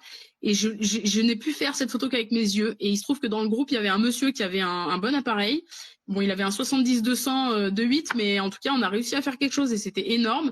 On était dans un vallon vraiment assez incroyable avec des installations anti-avalanche qui font penser un peu au Machu Picchu, enfin vraiment le truc un peu dingue, Ok. avec une arête rocheuse au-dessus de vraiment très abrupte. Et on est entre ombre et lumière puisqu'il y a pas mal de nuages qui passent, donc ça donne des effets d'ombre assez rasants. Et là, il y a un groupe de chamois qui court sur la crête en contre-jour, le truc, mais trop magnifique. Ouais. Je me dis, mais déjà rien que ça, c'est dingue. Et à ce moment-là, il y a un aigle qui passe par-dessus les chamois. Et là, je me Ok. dis, non, j'ai pas le matos, quoi. Je pleure, je me dis, j'ai pas le matos. Ouais. Et là, je vois le gars qui sort c'était un Canon, je sais plus ce que c'était, peut-être bien un 60 ou un 4, enfin, je sais plus ce que c'était, un réflexe en APS-C avec 70-200. Il me dit, purée, mais je sais pas m'en servir, je sais pas m'en servir. Je dis, ouais, on y va, on fait ça, on fait tel réglage et tout, on tente. Et il a fait une photo et j'étais trop jalouse, quoi. Franchement, j'étais trop jalouse. C'était un peu dingue. Donc oui, Bon, après, bah, il y ça a sera les l'occasion de la photos avec refaire, celle-là. Ouais, ouais, carrément. Bah écoute, j'y suis retournée plusieurs fois, mais bon, c'est un truc un peu unique. Au même endroit, au même moment, franchement, ce serait pas évident. Ouais. Et du coup, quand tu fais ces randos-là, tu fais entre combien et combien de kilomètres, du coup? Bon, c'est très variable. En fait, on propose des randonnées avec des niveaux, histoire que les gens quand même puissent se retrouver un peu. Ouais. Je peux te donner un peu le planning type qu'on propose au village vacances, là, avec lequel on a le partenariat. Comme Ouais. ça te donne un peu une idée de ce que je peux faire l'été. On a le lundi, on a 2 demi-journées, dont une facile le matin où l'objectif c'est vraiment la pédagogie, la découverte du milieu montagnard. Donc Mhm. c'est environ ouais, les 4 km et 200 mètres de dénivelé maximum. Ok. L'après-midi, on en a une un petit peu plus sportive où ça va être pareil, elle est peut-être 4-5 km, mais avec 2 fois plus, voire 3 fois plus de dénivelé, peut-être pas 3 fois, mais 2 fois plus facilement de dénivelé. Et puis après, on a 3 journées dans la semaine où c'est minimum 8-9 km, mais minimum entre 500 et 1000 mètres de dénivelé. Ok. Sachant qu'il y a quand même un petit détail important, c'est que nous, les kilomètres en montagne, ça veut rien dire. Pour Oui. nous, 4 kilomètres, ça peut être énorme. Ouais. Là où j'habite, au-dessus de chez moi, il y a 4 km et demi, tu fais 1400 mètres de dénivelé. Donc Ouais. nous, on compte en rapport plutôt temps dénivelé. Ok. Enfin, on fait une espèce de ratio kilomètre temps dénivelé qu'on va mettre pour ça, quoi. Ok. Très bien. Voilà. Après, les plus grosses randos que je peux faire avec des clients, c'est 1000 mètres de dénivelé sur 12 kilomètres. Ouais, on va dire entre 10 et 15 kilomètres. C'est vraiment le max qu'on fait avec des vacanciers. Et ça me va bien de pas faire plus parce que quand tu fais ça toutes les semaines, à la fin de l'été, t'es un peu crevé quand même. Ouais. J'imagine. Et du coup, tu fais aussi des genres de trek sur plusieurs jours? Alors j'en ai eu fait pour moi perso, bah, notamment quand je me préparais pour l'accompagnateur en montagne. Actuellement, c'est pas Mhm. quelque chose que je fais pour plusieurs raisons, bah, parce que j'ai pas le temps, et Ouais. puis parce que j'ai un petit garçon qui a 4 ans, donc j'ai Oui. aussi pas voulu partir de la maison pendant longtemps. Mais par Ouais. contre, c'est en projet, c'est un truc qui déjà pour moi là devient un peu plus vital, où je sens que j'ai besoin d'aller marcher sans rentrer pendant plusieurs jours. Et puis Ouais. en termes professionnels, ça fait 2 ans qu'on développe des initiations au bivouac en pleine montagne. Et ça m'a vraiment trop donné l'envie de repartir en trek avec des groupes, quoi. Là vraiment, j'en ressens le besoin. J'ai envie de partager ça et de faire vivre cette immersion en montagne aux gens plus intensément que sur une journée, ou même si des fois on les a pendant une semaine, on rentre quand même tous les soirs et ouais, là, j'ai vraiment très envie de ça. D'accord. Puis Ok. mon petit gars est un peu plus grand, donc je peux Ouais. partir un petit peu plus longtemps de la maison, ça passe. Ouais. Tout à l'heure, tu me disais que tu avais des coins où il n'y avait pas forcément beaucoup de Ouais, personnes. Et du coup, là, quand tu fais tes accompagnements, en fait, tu vas dans ces endroits-là où il y a un peu moins de personnes, un peu moins de touristes. ouais, c'est l'idée.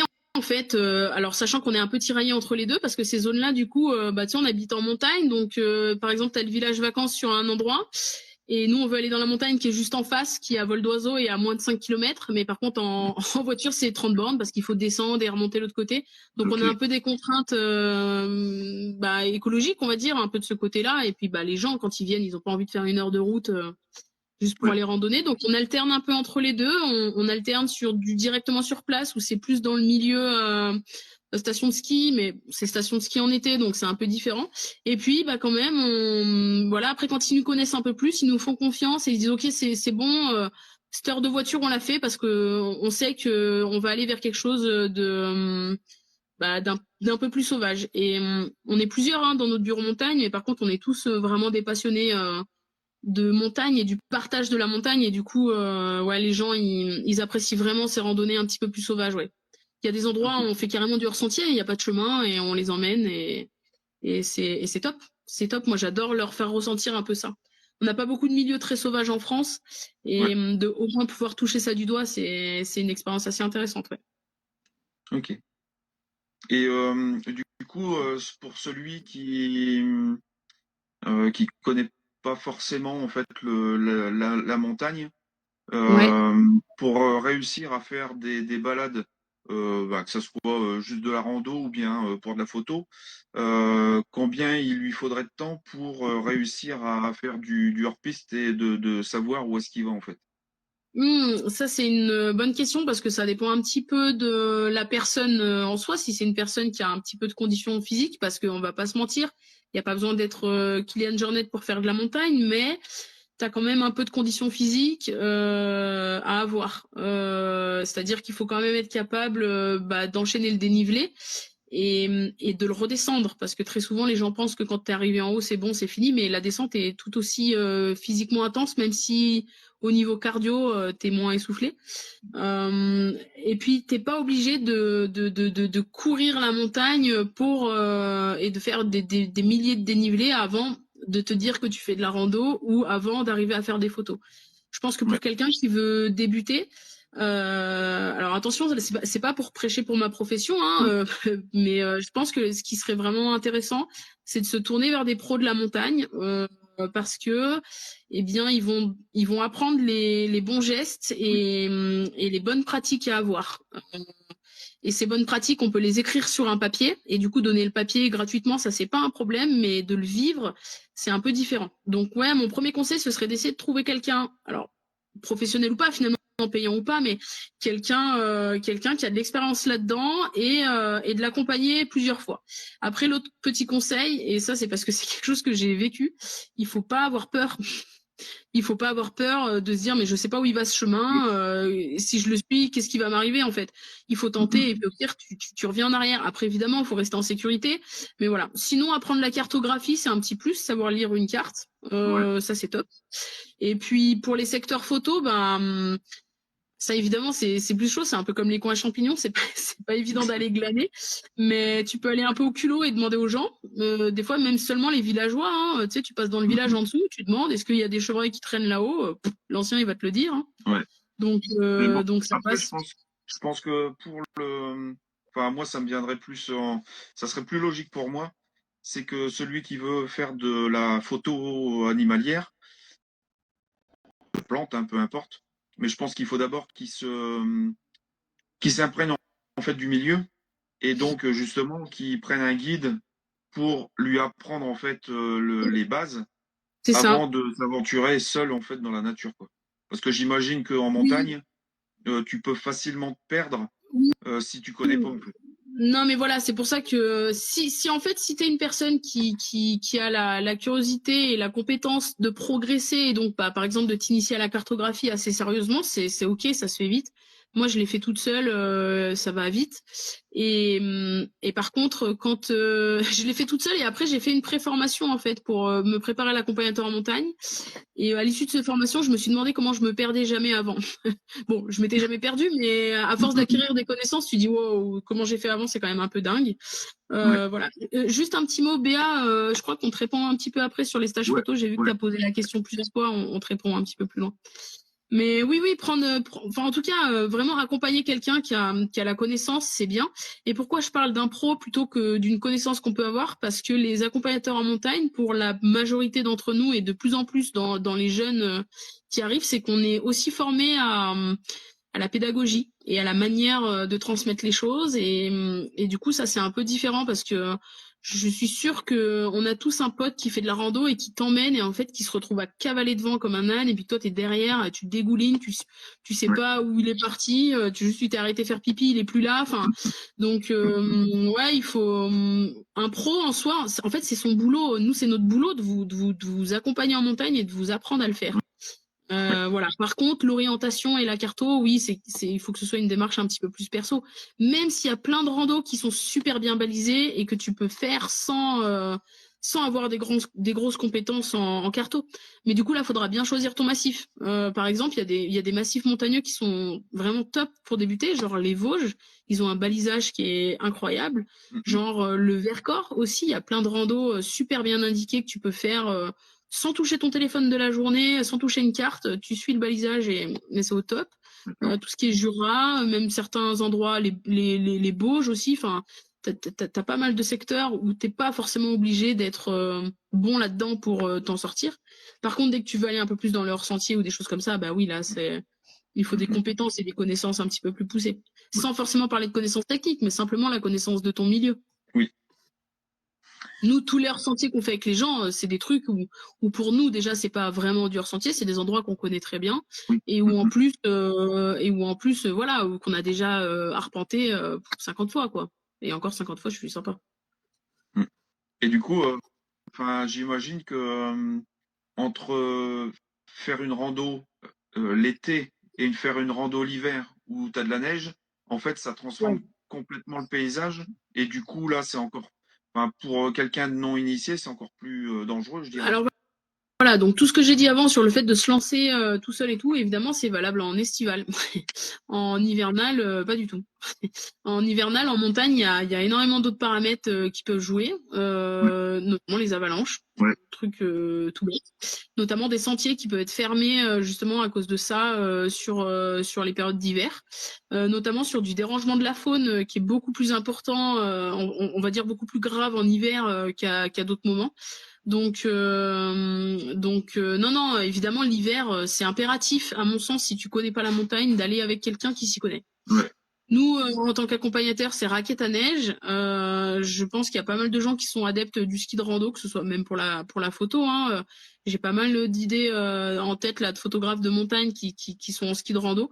Moi, je fais pas du tout de ski, donc c'est plutôt raquette. Mais ouais, non, pour le coup, l'hiver, non, faut pas trop jouer avec ouais, ça. C'est plus compliqué quand même, ouais.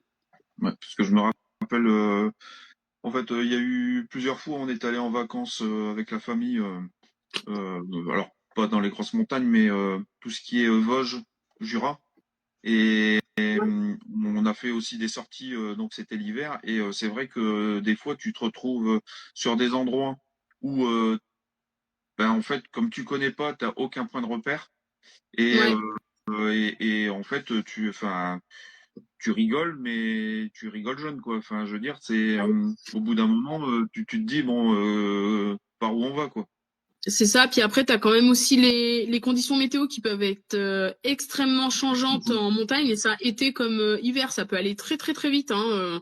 Ouais, Nous, on a des bons repères qui font qu'on arrive quand même à rapidement voir venir les orages ou des signes un peu où tu dis, oula, ça sent quand même pas très très bon. Des ouais, secteurs où on sait qu'il vaut mieux aller quand il pleut, d'autres où qu'il faut éviter parce que ça peut être glissant, des choses comme ça. Mais oui, non. Ouais, de toute façon, enfin, si t'es quelqu'un qui est déjà assez autonome dans la nature, le fait de te balader, c'est quelque chose un peu hors sentier, c'est quelque chose qui te parle et tout. Je pense que mhm, simplement prendre contact avec des pros du coin déjà pour poser des questions, c'est déjà top. ouais, Si tu peux te permettre d'engager ce dit pro bah, pour te t'initier un peu à la région où tu vas, c'est encore mieux. mhm, Mais oui, oui, c'est quand même important tout ça. Ne serait-ce que par exemple chez nous, les perturbations arrivent quasiment toujours par le même endroit et du coup l'été, à 45 minutes près, on est capable de voir un orage arriver. Et ça, ouais, quand on est en groupe avec les gens, ça c'est bah déjà c'est un plus pour la sécurité, puis bah, ça en jette un peu aussi. On leur dit allez, il faut vite qu'on rentre parce que dans mhm, 45 minutes il pleut. Les gens ils mhm. font ouais, ouais, c'est un peu du pipeau tout ça et puis bah si dans 45 minutes il pleut. Ouais. Donc ça c'est drôle. Ouais, c'est clair. Ça doit être rigolo de voir leur tête ne pas te Carrément. croire au début et après dire ah bah quand même finalement Ça, C'est elle a dit ça. vrai. C'est ça, ouais. Bah, tu sais, c'est un peu nos private jokes entre nous. On s'envoie des petits trucs comme ça où on sait qu'ils vont réagir de telle manière et où finalement ça se passe exactement comme on avait prévu et ça c'est assez intéressant. Ouais. Bon, c'est notre petite satisfaction personnelle de temps en temps. Voilà. Ça nous fait rire. Alors il y a Gérard, c'est Lindoubès qui me dit coucou. Donc il était arrivé et en fait on a les terris aussi. Alors oui effectivement les terris on peut s'y Mhm. perdre. Alors surtout que nous avons, enfin moi à côté de chez moi là, une dizaine, entre 10 et 15 kilomètres, en fait on a le terri le plus long d'Europe. Et D'accord. du coup quand tu fais la circonférence, tu peux, je crois que c'est 11 kilomètres. Ah ouais. Et Ok. Ouais. du, et du coup il y a des endroits en fait dessus où si tu connais pas bien, tu peux te demander où est-ce que t'es quoi. Ouais. Je vois ce que tu veux dire. Ouais. Ouais. Ouais. Mais bon après ça reste petit, hein. On a les Bah, plus hauts là, enfin, qui sont à vol d'oiseau, sont pas très loin. ouais. Moi, je les vois tous les jours là quand je pars bosser, mais Mm. ce qu'on appelle les terris jumeaux, en fait, c'est les plus hauts d'Europe aussi. D'accord. Je crois qu'ils sont à Ok. 146 Ok. mètres d'altitude. Donc ceux-là, c'est très facile en fait. Tu peux faire le tour et aucun moyen de se perdre. Mm. Mm. Bon, après, chez nous, là où je suis en Savoie, en fait, le relief, il est tellement abrupt que, en fait, tu peux pas vraiment te perdre. Tu peux éventuellement ne pas savoir par quel chemin rentrer, mais chez nous, Ouais. c'est très visuel, hein. T'as le sommet de la montagne en haut, t'as la vallée en bas, donc c'est pas Oui. très compliqué. Alors que par exemple, dans le Vercors, Jura, Vosges, il y a quand même des endroits où t'as pas de visibilité. T'es dans la forêt ou des choses comme ça, et c'est un petit peu plus compliqué. On a la question, qu'est-ce que c'est un terril? Je te laisse répondre du coup. Ben, du coup, un terri, c'est tout ce qui était excavation de charbon. Tout ce que ils se servaient pas en fait, bah, ça a été mis comme si c'était des montagnes en fait, Mm. et donc ça forme les terrains. Voilà, ça fait des espèces de Et du grandes coup, buttes de ouais, débris voilà. miniers. Mm. Et du coup, il y en a beaucoup qui ont été gardés et maintenant ils ont été réhabilités en zone naturelle. Et Mm. du coup, enfin, c'est très intéressant parce qu'en fait, il y en a beaucoup où il y a beaucoup d'espèces, que ce soit d'insectes ou de petits mammifères ou d'oiseaux qui sont implantés dessus. Et du coup, c'est super intéressant. Et puis, il y en a beaucoup d'autres aussi qui ont été utilisés pour faire des routes ou ce genre de choses, quoi. Mm. Donc, moi, Ah, j'ai connu, c'était à côté d'Avion. Il y avait un terril quand j'étais beaucoup plus jeune. Ben, ça faisait vraiment la grosse butte. Et là, maintenant, ben, il n'existe plus. Parce que ben, au fur et à mesure des années, oui, ça ils ont pris pour faire les explose. routes Mm. et il n'y a plus rien. Mm. On va Il y peut-être avait un... revenir sur la Ouais. question de Béa. Oui, Du coup, on va enchaîner sur les sorties ok. photos. Ok. Eh bien, moi, je propose, alors, de par mon métier d'accompagnatrice, hein, c'est vraiment l'entrée, c'est-à-dire que moi, je propose d'aller en nature et en montagne pour faire de la photo. Donc, l'idée, ça s'adresse à quelqu'un qui a déjà du matériel photo et qui le maîtrise un peu ou pas, ou beaucoup, peu importe en fait. Et où moi, mes compétences, ça va être évidemment d'aider dans l'apprentissage de l'appareil si on n'a pas l'habitude, mais aussi dans tout ce qui est bah, du coup spécificité de la photo animalière en montagne. Donc approche des animaux, pistage, comment les trouver, comment se placer, est-ce que sur telle espèce, comment il faut faire pour pas déranger, des choses comme ça. Un peu sur la flore aussi, parce que comme je t'ai dit tout à l'heure, je suis naturaliste passionnée. Mhm. Donc, je m'intéresse énormément à la botanique et du coup, bah, parfois, moi, je peux passer 3 heures à photographier une fleur qui est parce que je la trouve incroyable, pas forcément rare. Hein. D'ailleurs, je suis pas forcément à rechercher la Ouais, rareté, ouais. bah, d'ailleurs en rien, ni dans les mammifères, enfin ni dans les animaux, ni dans les plantes, Mhm. mais voilà. Et du coup, l'idée de ces stages, c'est ça en fait, c'est d'aller vivre un peu une immersion en montagne et d'en ramener des photos. Alors évidemment, après, il y a des thématiques. Ça peut être que ce soit sur la botanique, chamois, des choses comme ça. Ça peut être sur le côté vraiment plus immersif.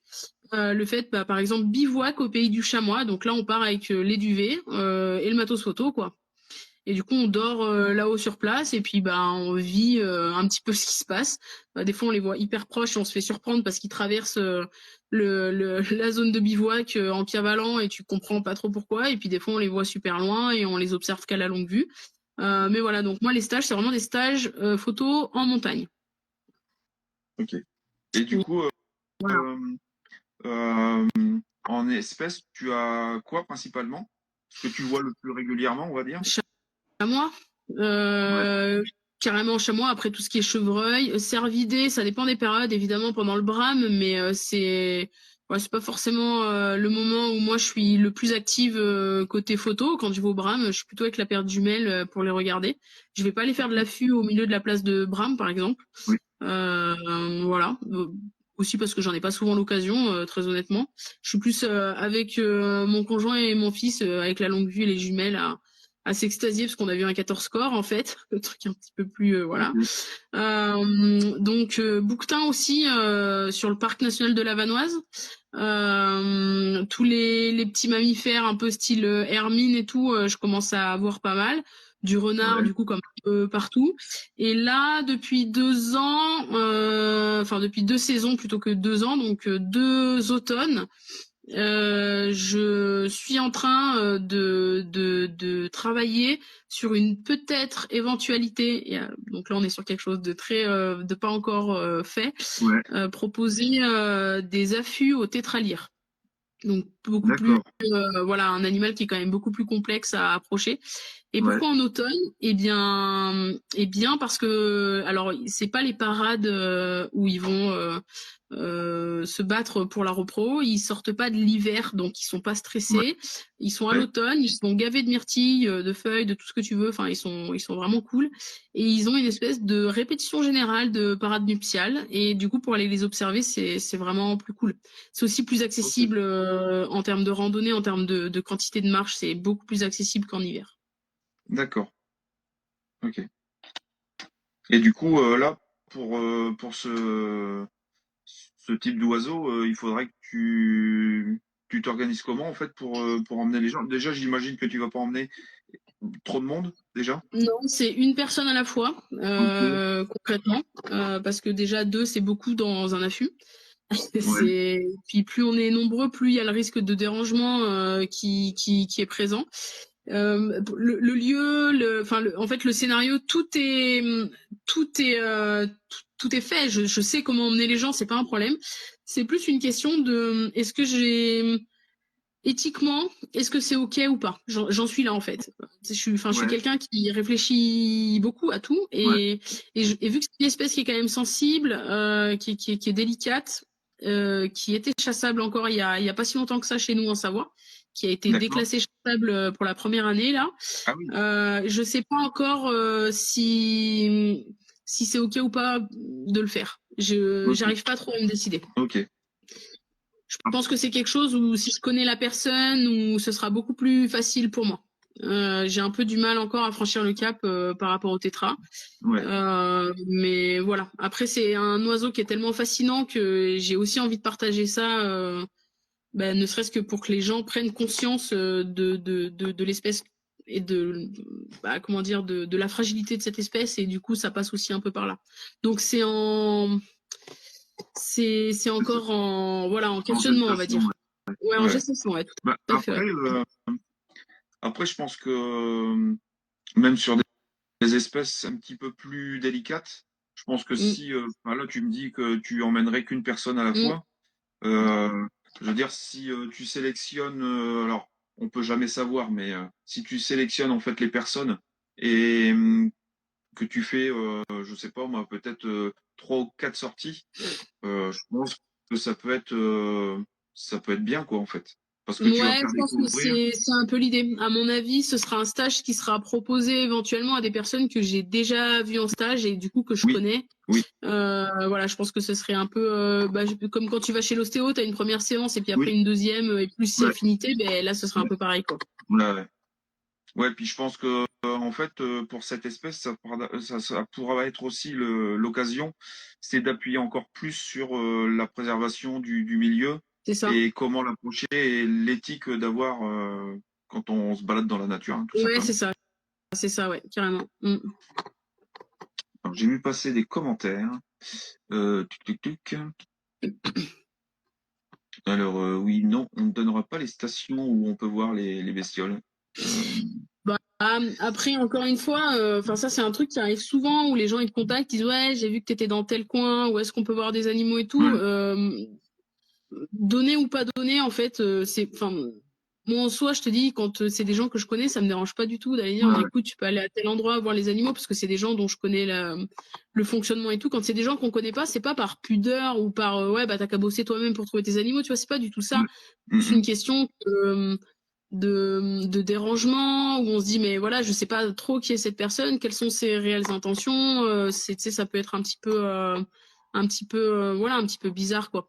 Mais ce qu'il faut plutôt faire, c'est discuter vraiment avec les personnes et être dans l'échange et dire, bah voilà, tu vois, si tu veux voir des chamois en montagne, bah le chamois, essaye de te renseigner un peu sur ses habitudes, sur son mode de vie, et tu Ouais, vas voir que tout seul, assez rapidement, tu vas trouver des endroits pour aller les photographier. Et puis poser des questions aux locaux, bah, est-ce que tu sais où est-ce qu'ils s'observent des chamois? Et puis ouais. ça marche aussi.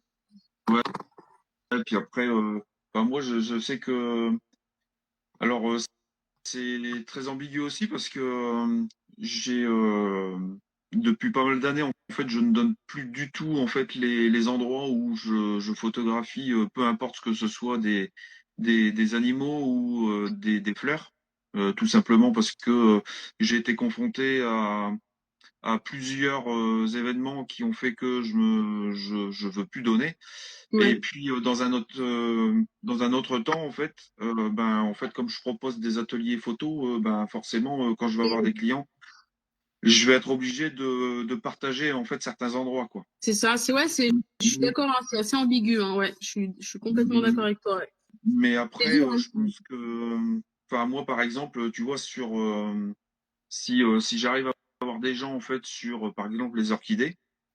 Ouais, Ben, en fait, je vais les emmener sur des zones qui sont déjà plus ou moins touristiques, en ouais, fait. je comprends ce que tu veux dire, ouais. Donc, Ouais. ça sera une bonne. Donc là, ça sera effectivement le bon moyen pour donner une éthique d'approche dans la nature, Mm, parce que c'est pas parce que c'est des fleurs et des plantes qu'il faut pas en avoir. Et mm, puis, mm, mm, voilà, ils verront quand même en fait ben, ces fleurs magnifiques. mm, mm. Et donc, du coup, voilà. Mais c'est vrai que c'est toujours un peu ambigu parce que moi, je me dis toujours, ben ouais, j'ai pas envie de donner pour pas qu'il y ait d'abus C'est derrière. ça. Mais en même temps, si je veux faire des ateliers, ben, je suis un peu obligé quand même, quoi. C'est ça. Après, c'est pour ça que moi j'insiste vraiment sur le fait que moi je le fais via mon accompagnateur en montagne parce que quand je dis ça, d'une ça veut dire qu'en termes de prérogatives d'encadrement en extérieur pour aller en montagne, moi je suis ok en termes d'assurance et de plein de trucs, mais de deux ça veut aussi dire tout simplement que ça fait partie de mon métier de sensibiliser, d'éduquer les gens à ces choses-là. Et du coup, je me force un peu, si tu veux, à justement, je pense que les gens, si tu les... Mais c'est, enfin, c'est pareil, c'est vraiment ambigu, je suis d'accord avec toi, hein. Mais si tu veux vraiment les sensibiliser à protéger la nature, eh ben, il faut leur montrer vraiment ce que c'est en fait. Ouais, Et du coup, de les emmener là où ils peuvent aller tout seuls, eh ben, c'est très bien pour installer la pédagogie. ouais, Mais à un moment donné, il faut qu'ils se confrontent en fait. oui, Il faut qu'ils se confrontent à ce que c'est vraiment d'être en pleine nature, même si en France ça reste quand même relatif hein, par rapport à plein d'autres pays du monde, mais il faut qu'ils se confrontent à la réalité de ce que c'est. Par exemple, tu vois, bah, moi je suis passionnée d'orchidées, même si là où je suis il y en a beaucoup moins. Et avant, quand j'étais dans la Drôme, j'y passais beaucoup de temps. Et donc tu vas sur des spots orchidées, il y en a beaucoup. Il y en a plein, il y a plein d'espèces et tout. Mais par contre, si tu veux chercher telle ou telle orchidée, bah déjà tu vas partir peut-être toute la journée, peut-être que tu la trouveras pas. ouais. Et peut-être si tu vas la trouver, elle sera déjà fanée. Ou peut-être tu seras deg parce que quelqu'un est passé avant toi et aura marché dessus sans faire gaffe. Et je trouve que toutes ces choses-là, c'est quelque chose qui est vraiment important de transmettre aux gens la difficulté en fait. Ouais, il faut qu'ils se confrontent à la réalité de la nature. Et la réalité de la nature, c'est pas forcément justement payer le guide pour qu'il t'y emmène, c'est aussi payer le guide pour qu'il te partage son expérience, et ça paye ou pas. Moi, quand je fais des stages au chamois, j'ai aucune garantie qu'on va vraiment voir des chamois, Ah en oui, fait. non, mais Parce que je c'est décide clair, oui. pas. Et ça, les gens, il faut qu'ils l'intègrent, et il faut pas qu'ils soient déçus de se dire on les a pas vus. Il faut que le chemin soit aussi important que le but. Ouais. Et donc, voilà, c'est dur de partager ces spots parce que t'as pas envie qu'il y ait de l'abus, Mm. mais en même temps, à un moment donné, si tu veux que les gens progressent et que la cause naturaliste progresse, il faut les confronter. Ouais, tout à fait. Moi, j'ai pu y être confrontée, en fait. Là, je te parle d'un cheminement que je fais vivre aux gens parce que c'est quelque chose que j'ai vécu. Malgré le fait que j'ai grandi en campagne et que j'ai passé mon enfance dehors, mon adolescence et mes premiers pas dans la vie adulte ont été super citadins, et j'avais la trouille, mais de tout. Mais j'osais même pas aller me balader seule dans une forêt. C'était, Mhm. voilà, Ouais, quand j'étais en BTS, je vois un collègue là qui vient de nous rejoindre. On a fait ce qu'on appelle une nuit naturaliste, c'est-à-dire que les profs, ils nous ont laissé dormir tout seuls dans la nature. On était éparpillés toute la classe à 100 mètres les uns des autres, mais j'ai pleuré toutes les larmes de mon corps. C'était affreux, j'étais terrifiée. Et à force de m'y confronter, en fait, tu te rends compte que c'est OK. Et maintenant, ouais, j'ai ouais. peur d'aller en ville et de prendre le métro, et j'ai pas du tout peur. Alors, pas du tout, j'exagère un peu, hein, je suis une grosse flippette, hein, donc je me fais régulièrement un peu du film. Mais en tout cas, j'y vais et c'est OK. Mais en fait, je pense que la peur vient de choses qu'on ne connaît pas, en fait. Et Oui, du oui, coup, ben, comme tu dis, avec l'expérience, tu c'est apprends ça, à connaître un petit peu mieux la nature et du coup, c'est tu ça. t'aperçois ben, qu'il n'y a rien à craindre. Et puis, de toute façon, même en général, Et même puis, s'il y avait des choses à craindre, en fait, les bestioles auraient plus peur que nous en premier lieu. mais tu sais, moi, je vais même sur un truc beaucoup plus basique. Je me dis même pas, il y a rien à craindre. Je me dis en même temps, si tu vas pas, tu sauras jamais s'il y a quelque chose à craindre ou pas. Ouais. Peut-être qu'un jour, il va se passer un truc où je vais me dire, ouais, là, c'était un peu, c'était pas top, quoi. Tu vois, ça arrive quand on fait les bivouacs, qu'il y ait les sangliers qui s'approchent un peu près la nuit du bivouac. Est-ce que Mhm. ça craint ou pas? En fait, j'en sais rien, hein. Peut-être un jour, j'ai un vacancier qui va se faire marcher dessus par un sanglier et puis qui aura la cheville foulée. J'en sais rien. Enfin, je peux pas trop dire, mais il y a la peur parce qu'on connaît pas. Et ça, c'est super. En fait, c'est à ça qu'il faut confronter les gens. Et après, moi, j'ai toujours la trouille, parce que comme une enfant. Moi, je me fais beaucoup de films. Tu sais, je m'imagine les ombres et tout. C'est un arbre que je connais par cœur, mais il a la forme d'un monstre Ouais. ou des choses comme ça. T'as Ouais. l'imaginaire aussi l'imaginaire qui prend beaucoup. Mais c'est sûr que dès lors que tu confrontes les gens au fait que, ben, t'as beau leur expliquer 50 fois qu'un sanglier, ça va pas te foncer dessus. Je veux dire, c'est pas un prédateur. Le truc, il va pas te poursuivre pendant 3 bornes pour t'attaquer à la carotide. Et pourtant, les gens, le premier truc qu'ils disent, oh, tu vas seul en forêt, t'as pas peur avec les sangliers? Toi, t'es là, tu dis, bah, mais non, évidemment que j'ai pas peur du sanglier, j'ai plus peur du mec qui promène son chien et qui l'attache pas, en Ouais. fait. Et que moi, je suis Euh, habillée en habit de camouflage et que la bestiole, elle me saute dessus parce que, bah, en fait, il reconnaît pas que je suis un humain. Ça me fait peur. Le sanglier, bah oui, il peut te courser, il peut te blesser, ça c'est certain. Mais bon, c'est pas la majorité des cas, et moi, ça m'est jamais arrivé. Donc, bon, ouais. je touche du bois, hein, mais D'où j'ai l'intérêt, jamais, j'ai jamais eu peur de ça, quoi. Enfin, si, d'où j'ai souvent l'intérêt, eu peur de ça, mais ça m'est jamais arrivé, en fait. ouais, tout à fait. D'où l'intérêt de connaître en fait son environnement et de connaître les espèces en fait. Voilà, tout à fait, ouais, ouais, ouais. Puis de Un connaître, voilà, sanglier de se effectivement, renseigner et de le vivre, en ouais, fait, c'est voilà. ça qui est important. C'est, Mm. le truc, c'est de pas C'est se ça. retrouver entre des marcassins et l'allée quoi. Ça, c'est là, ça pourrait être un peu plus problématique, Voilà, c'est mais ça, ouais, ouais, ouais. mais mais un sanglier, en fait, enfin, même s'il passe à côté de toi, il s'en fout de toi, quoi. Enfin, Bah, voilà, quoi. Il va passer et si tu l'agresses pas, il te fera rien, quoi. l'été, avec le village vacances avec lequel on travaille beaucoup, ça arrive que certaines années, on arrive à proposer des sorties nocturnes.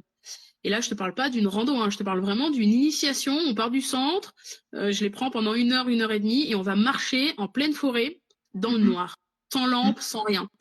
Et les gens, ils sont tous là à dire, ouais, ça va, allez, ouais, on vient parce qu'il y a les enfants, hein, parce que nous, c'est bon, on n'est pas des flippettes, Ouais, ouais. on sait que ça craint rien, quoi. Donc tu te balades dans la forêt, donc les gens ils se rendent compte que même s'il fait pas tout à fait nuit dehors, dans la forêt il fait noir en fait. Ouais. Il y a des endroits c'est vraiment très très sombre. Et on Mhm. se balade et tout, et puis bah petit à petit on les met un peu dans l'ambiance, on fait écouter les bruits, on les aide à se dire est-ce que c'est un mammifère, est-ce que c'est une chouette. Des fois il y a pas de bruit du tout. Et puis il Ouais. se trouve que une fois on part dans cette forêt en plus qui est un peu plate. Il fait pas très beau, donc il y a une espèce de brume qui se lève d'entre les arbres avec la pleine lune. Donc t'imagines Ouais. l'ambiance, le truc, C'est génial. voilà, lumière rasante, enfin ambiance, grosse ambiance. Ouais. Et Un donc film là, d'horreur. on marche. Ouais, exactement, un film d'horreur. On entend des chouettes, on entend plein de trucs et tout, c'est génial. Et à un moment donné, on entend, mais vraiment un grognement, mais énorme. Et là, je te jure, je me suis sentie comme un pingouin. C'est-à-dire que j'avais le groupe autour de moi qui marchait normalement, et dès lors qu'ils ont entendu le bruit, ils se sont agglomérés autour de moi. J'étais comme ça, en me dire, vous êtes tous rassurés là, c'est ok, on est d'accord. Et du coup, en fait, on s'est posé, on a décompressé, on a fait redescendre la pression. Et en fait, c'était un énorme sanglier qui était dans les fougères, je sais pas, peut-être à 20 mètres de nous. Et c'était Mhm. hyper impressionnant. Mais même moi, en fait, le fait que j'encadrais, je pouvais pas me permettre d'avoir peur. Ouais, Mais ouais. si j'avais été toute seule, c'est fort possible que peut-être j'aurais détalé en criant et en me mettant une pression de ouf. Enfin, peut-être pas en criant, mais franchement, je me serais mis une grosse pression. Et du coup, c'était super instructif pour tout le monde de se dire ah bah oui, il y avait un sanglier à 20 mètres de nous, il nous a entendus, mais en fait, il est parti. Ouais, Tu dis bah oui, il est parti. On était 20 et du fait qu'il allait pas foncer dans le tas, ouais, quoi. c'est Enfin, clair. Ouais. Mhm. Ah, vraiment sympa, ouais. c'est Mm, des bonnes expériences. carrément. Ouais, j'adore faire ça en plus. Parce que déjà, ça me confronte moi-même à ma propre peur, parce que vu que j'encadre, je peux pas avoir peur. Ouais. Et alors que quand je le fais toute seule, je suis une vraie flippette. Moi, je me souviens une petite anecdote. Alors, c'est pas. En fait, ça fait bizarre parce que le- tu vois des lucioles, quand t'en as jamais vu, en fait, ça fait bizarre la première fois que t'en vois. Ah oui, tu parles Et, d'un ver luisant ou une luciole? bah, lucioles qui volent. Ok, ok. Et, et du coup, j'étais avec mon beau-frère. On était, je crois que c'était en Dordogne, me semble-t-il. Et on avait été faire un petit tour au soir et donc il faisait quasiment noir. Et Ouais. du coup, pareil, c'était aux abords de la forêt. Et du coup, on a commencé à voir en fait ces petites lumières en fait s'envoler. Et en fait, ça fait vraiment trop bizarre. Et quand tu te rends compte de ce que c'est, en fait, après, c'est un moment juste génial, quoi. Ouais, non, mais ouais. Et la nuit, c'est un super outil de travail pour déconstruire un petit peu la fausse image de la nature. Ouais. Ouais. C'est vraiment un moment, mais moi je le vois sur les bivouacs, les initiations de bivouac qu'on fait, c'est fou. Les gens, ils ont jamais vécu ça. Nous, on y va vraiment sans tente, sans rien. Nous, on a juste des tarpes éventuellement pour si jamais il y a trop d'humidité ou des choses comme ça. Mais Mhm. c'est vraiment enfin, c'est des super outils pédagogues et t'en sors forcément un petit peu plus grandi, ouais. Mais moi, hein, encore une fois, enfin, je le fais professionnellement, mais ça m'empêche pas d'être un peu flippette, hein. Et ouais. Alors, euh, alors Béa disait, la seule fois où je me suis fait vraiment peur avec un sanglier, c'est qu'ils étaient coursés par un chasseur. Ouais, ça, alors moi, ça, j'ai une devise, c'est que lorsque c'est la période de chasse, je ne sors jamais en pleine nature. Ouais, Je vais toujours dans les endroits, alors, ce qu'on va appeler les parcs ornithos ou ce genre de choses, où ouais, je normalement, comprends. Ouais. il n'y a pas. Parce que là, pareil, hein, là, j'étais avec un pote, alors il n'est pas là ce soir, là, il s'est pas connecté, avec qui je faisais des sorties photos bah, tout au début du numérique, là, en 2012-2013. Mm. Et pendant la période de chasse, alors on n'allait pas non plus en pleine nature, mais ça n'empêche que sur certains étangs qui sont à côté de chez nous, il y avait de la chasse. Et en fait, les chasseurs en ont rien à foutre, hein. Enfin, en tous les cas, ceux-là. Mm. On n'avait rien à foutre, on était à côté et ils continuent à tirer, quoi. Donc, Ouais, ça, moi, j'ai dit, c'est bon, j'ai pas envie de me prendre une balle perdue ou ce genre de choses. Donc, on va aller dans des endroits plus ou moins mm. sécurisés. Donc, c'est pour ça que, période de chasse, je ne vais plus dans la nature. Ouais, bah moi c'est un peu pareil sur les zones en forêt. Je fais beaucoup plus gaffe et du coup j'ai plus tendance à monter, mais carrément en montagne, parce que du coup t'as un visuel vraiment très lointain, donc tu sais tout de suite s'il y a du monde ou pas. Ouais, ouais. Ou sinon même je vais carrément dans le parc national de la Vanoise et du coup là je suis peinard. Ouais. Et, Mm. bah nous, il y en a quand même des qui sont pas très intelligents parce que je crois que c'est il y a 2, 3 ans, en fait, on a une zone industrielle qui est juste à côté de Lens. Mm. Et en fait, j'ai vu des chasseurs qui étaient juste derrière les magasins sur Mm. des zones herbeuses, en fait. Enfin, hallucinant, Ouais, bah, hallucinant. ouais, ouais. Bon, après, nous, ici, on a une bonne cohabitation avec les chasseurs. Enfin, moi, personnellement, j'en connais quelques-uns et Ouais, pas beaucoup. Mais voilà, je pense que ça se passe pas trop mal. On a des sujets sur lesquels c'est beaucoup plus tendu ouais, que la chasse. ouais, ouais. Nous, ça reste Ouais. quand même de la chasse. Alors, on a des chasseurs de sangliers comme partout, mais encore une fois, enfin, je me sens pas trop impactée par ça, mais c'est de la chasse de montagne, donc tu sais c'est voilà quand c'est un peu différent quand même d'ailleurs. Ouais. Bon, puis après, de toute façon, c'est un petit peu comme partout, hein. T'as des cons partout et t'en as avec qui tu peux un peu plus discuter. Et, Voilà, c'est ça. Puis c'est ça. Mm. et du coup, On ouais, a- moi, c'est pareil, hein. J'ai déjà rencontré des chasseurs et discuté avec où on pouvait discuter. Alors, il y en a d'autres, tu peux pas, mais certains, tu peux quand même élever un peu la discussion, quoi. Mais carrément, enfin, après chasseur ou pas chasseur, en fait, t'as vraiment une question de bonne foi ou mauvaise foi en fait. Ouais, Voilà, enfin tu sais, dans mes études, dans mon BTS, dans la classe, il y avait vraiment de tout.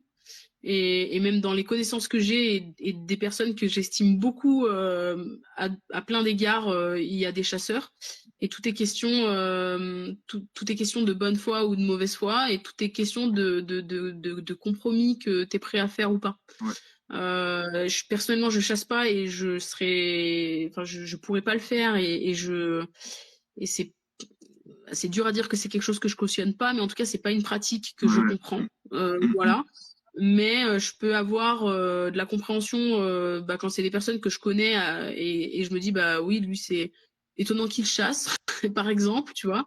mm. Ouais, Mais ouais, non, on a globalement ici, en tout cas là sur mon secteur assez localisé, j'ai pas de gros problèmes par rapport à ça. ouais.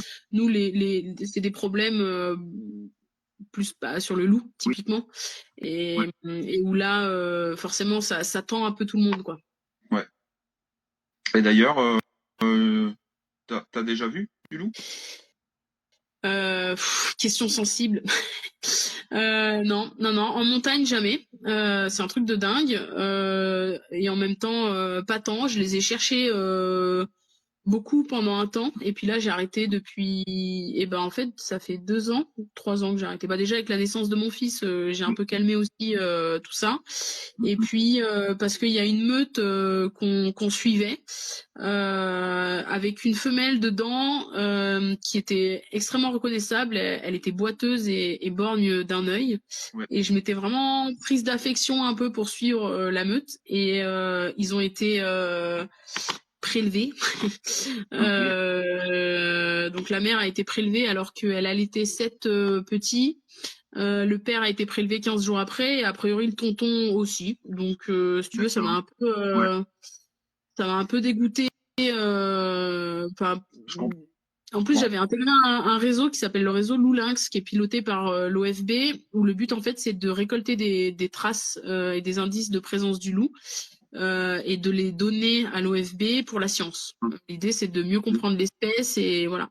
Et donc, j'avais donné quelques infos concernant cette meute. Alors, attention, j'étais pas du tout la seule à la connaître, et justement, les chasseurs du coin connaissaient bien mieux cette meute que moi. Ouais, Et ça m'a un peu foutu le cafard que quelques mois après que tu files des infos, la meute, elle se fait éradiquer. ouais, ouais. Franchement, j'étais dépitée. Donc j'ai un peu lâché l'affaire, et du coup je l'ai vu l'année dernière sur la route en partant au boulot un soir, parce que je fais aussi des soirées nature diaporama en montagne, et en partant au boulot, et ben je tombe sur un loup sur la route. en train de se chamailler avec un renard. C'est une histoire complètement improbable. Et j'ai eu 15 secondes, enfin peut-être pas 15 secondes parce que c'était beaucoup plus rapide que ça, mais j'ai vraiment eu un temps à me dire, tiens, mais c'est voilà, il y a un renard et un truc qui n'est pas un renard, mais voilà. Et là, d'un coup, je réalise et je dis non, c'est un loup, c'est une blague. Je le vois vraiment sur la route là, après tout le temps que je passe en montagne. Et j'ai même un vacancier qui l'a vu en rando avec moi. Le gars, ça aussi, c'est une anecdote de dingue. Le mec, il me demande de partir un peu devant parce qu'il en a marre. Parce que dans mon groupe, il y a un monsieur qui fait que de parler. Et il me dit, j'en peux plus, j'ai les oreilles comme ça. Est-ce que je peux, s'il te plaît, partir un peu devant? Et puis vous me rejoignez. Je dis, bah, tu vois le caillou là-bas, tu vas jusqu'au caillou là-bas et puis tu nous attends, quoi. Et il part, il va jusqu'au caillou. Et là, au caillou, il se retourne, il me crie, il y a un loup. Je dis, ouais, ça, c'est pas à moi qu'on va apprendre à faire la blague. Je l'ai fait 17 fois par jour, donc c'est mort, quoi. J'y crois pas du tout. Et là, il redit, mais si, il y a un loup. Et je comprends à sa voix et à ce que je vois, en fait, que il y croit vraiment, quoi. Donc là, je me dis, oh purée, donc je pars en courant pour le rejoindre. Il y a un gars de mon groupe qui fait pareil. On cavale. Il me dit, il est là, il est là, il est là. Et du coup, je me mets à courir dans la montagne avec ces deux personnes. Et d'un coup, je réalise que j'ai mon groupe de rando quand même qui m'attend plus bas. Donc j'arrête de courir et en fait, la bestiole s'est cachée. Donc bah, enfin, elle est partie, quoi. Donc je fais un choix. Je me dis, je suis le loup, je récupère mon groupe. Ah, bon, bah, je vais récupérer le groupe. Je suis un peu obligée, donc je redescends, je vais chercher les gens. Et à la pause midi, je le questionne un peu vraiment sur ce qu'il a vu, sur le comportement et tout. Et dans ce qu'il me dit, clairement, c'est un loup. Il me parle de yeux jaunes qui l'ont fixé, d'un animal qui est parti en trottinant, qui n'a pas été terrorisé, qui l'a regardé droit dans les yeux, qui est parti, qui s'est retourné une deuxième fois, qui l'a re-regardé droit dans les yeux et qui est parti en trottinant, quoi. Donc ouais, pour moi, ça, enfin, en tout cas, lui, il y croyait vraiment. Et de ce qu'il m'en a dit, je suppose fortement que c'était quand même ça. Et du coup, j'étais deg. Vraiment, j'étais mais vraiment écœurée. Ouais, Bah, c'est comme comprends. ça. Bah Ouais. ouais, c'est clair. Mais après, c'est ce qui fait aussi, je pense, la beauté du truc et que tu te dis, bah voilà, il va falloir que j'arrive à retrouver en fait ce moment. Et du coup, C'est ça. peut-être que ça peut te donner en fait l'envie de reprendre et C'est ça. de rechercher en fait, de retrouver ce moment, quoi. Bah, tu sais, en fait, c'est plus devenu comme une quête. C'est comme dans un jeu vidéo, t'as la quête principale et puis t'as les quêtes annexes. Le loup, ce serait une sorte de, c'est pas la quête principale parce que la quête principale pour moi c'est le naturalisme, mais en tout cas c'est la quête, c'est une des quêtes les plus importantes. Clairement, le jour où je réussis à, alors pas le voir, mais enfin à le voir évidemment en pleine montagne, mais aussi à en rapporter un cliché dont je serais fière. Oui, ce sera un aboutissement énorme, ouais. Mais c'est devenu quelque chose d'assez. Je dis pas que c'est pas important, mais en tout cas c'est plus le but de toutes mes sorties que je fais. Ouais, Vraiment, je me concentre sur plein d'autres choses et je sais que c'est quelque chose qui arrivera probablement fortuitement. ouais, ok. Alors là, Ouais. ici, il n'y avait plus de, euh, de questions. Ouais. Donc peut-être on va revenir. Alors qu'est-ce que j'avais noté? Euh, ouais, alors tant que j'y pense. Alors en fait j'ai vu sur ton, je crois que ça doit être sur ton site. Ouais. Il me semble que tu fais de temps en temps aussi quelques prestats sociales, du coup. Ouais. Et Ouais. du coup, il y a une phrase en fait qui a retenu mon attention, c'est que tu dis que la photo animalière t'a donné un petit plus pour justement faire tes images sociales Ouais. et ça te donne une petite originalité pour le rendu final. Carrément. Tu peux nous en donner quelques explications? Ouais, je pense que déjà la simple chose est que moi je suis pas du tout photographe de formation, donc j'ai absolument aucune notion de base sur ce que doit être une photo.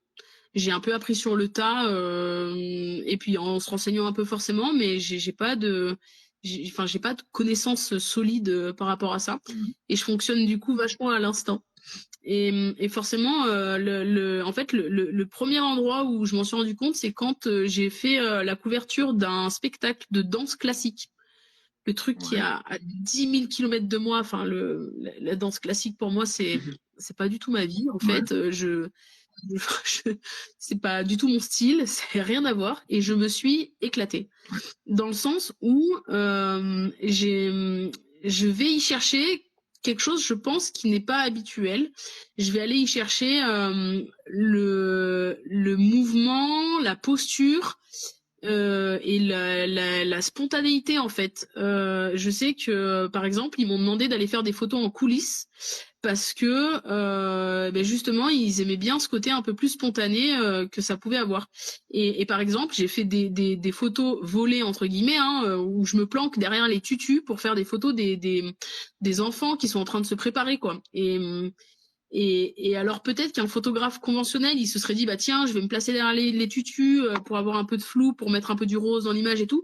Moi, l'idée de base, c'était pas du tout ça. C'était que j'étais en train de scruter un animal. En l'occurrence une petite fille de 10 ans au tutu, tu vois, et que du coup Mhm. fallait pas qu'elle me voie si je voulais bah, de la spontanéité dans le truc, et du coup je me cachais quoi. Ouais.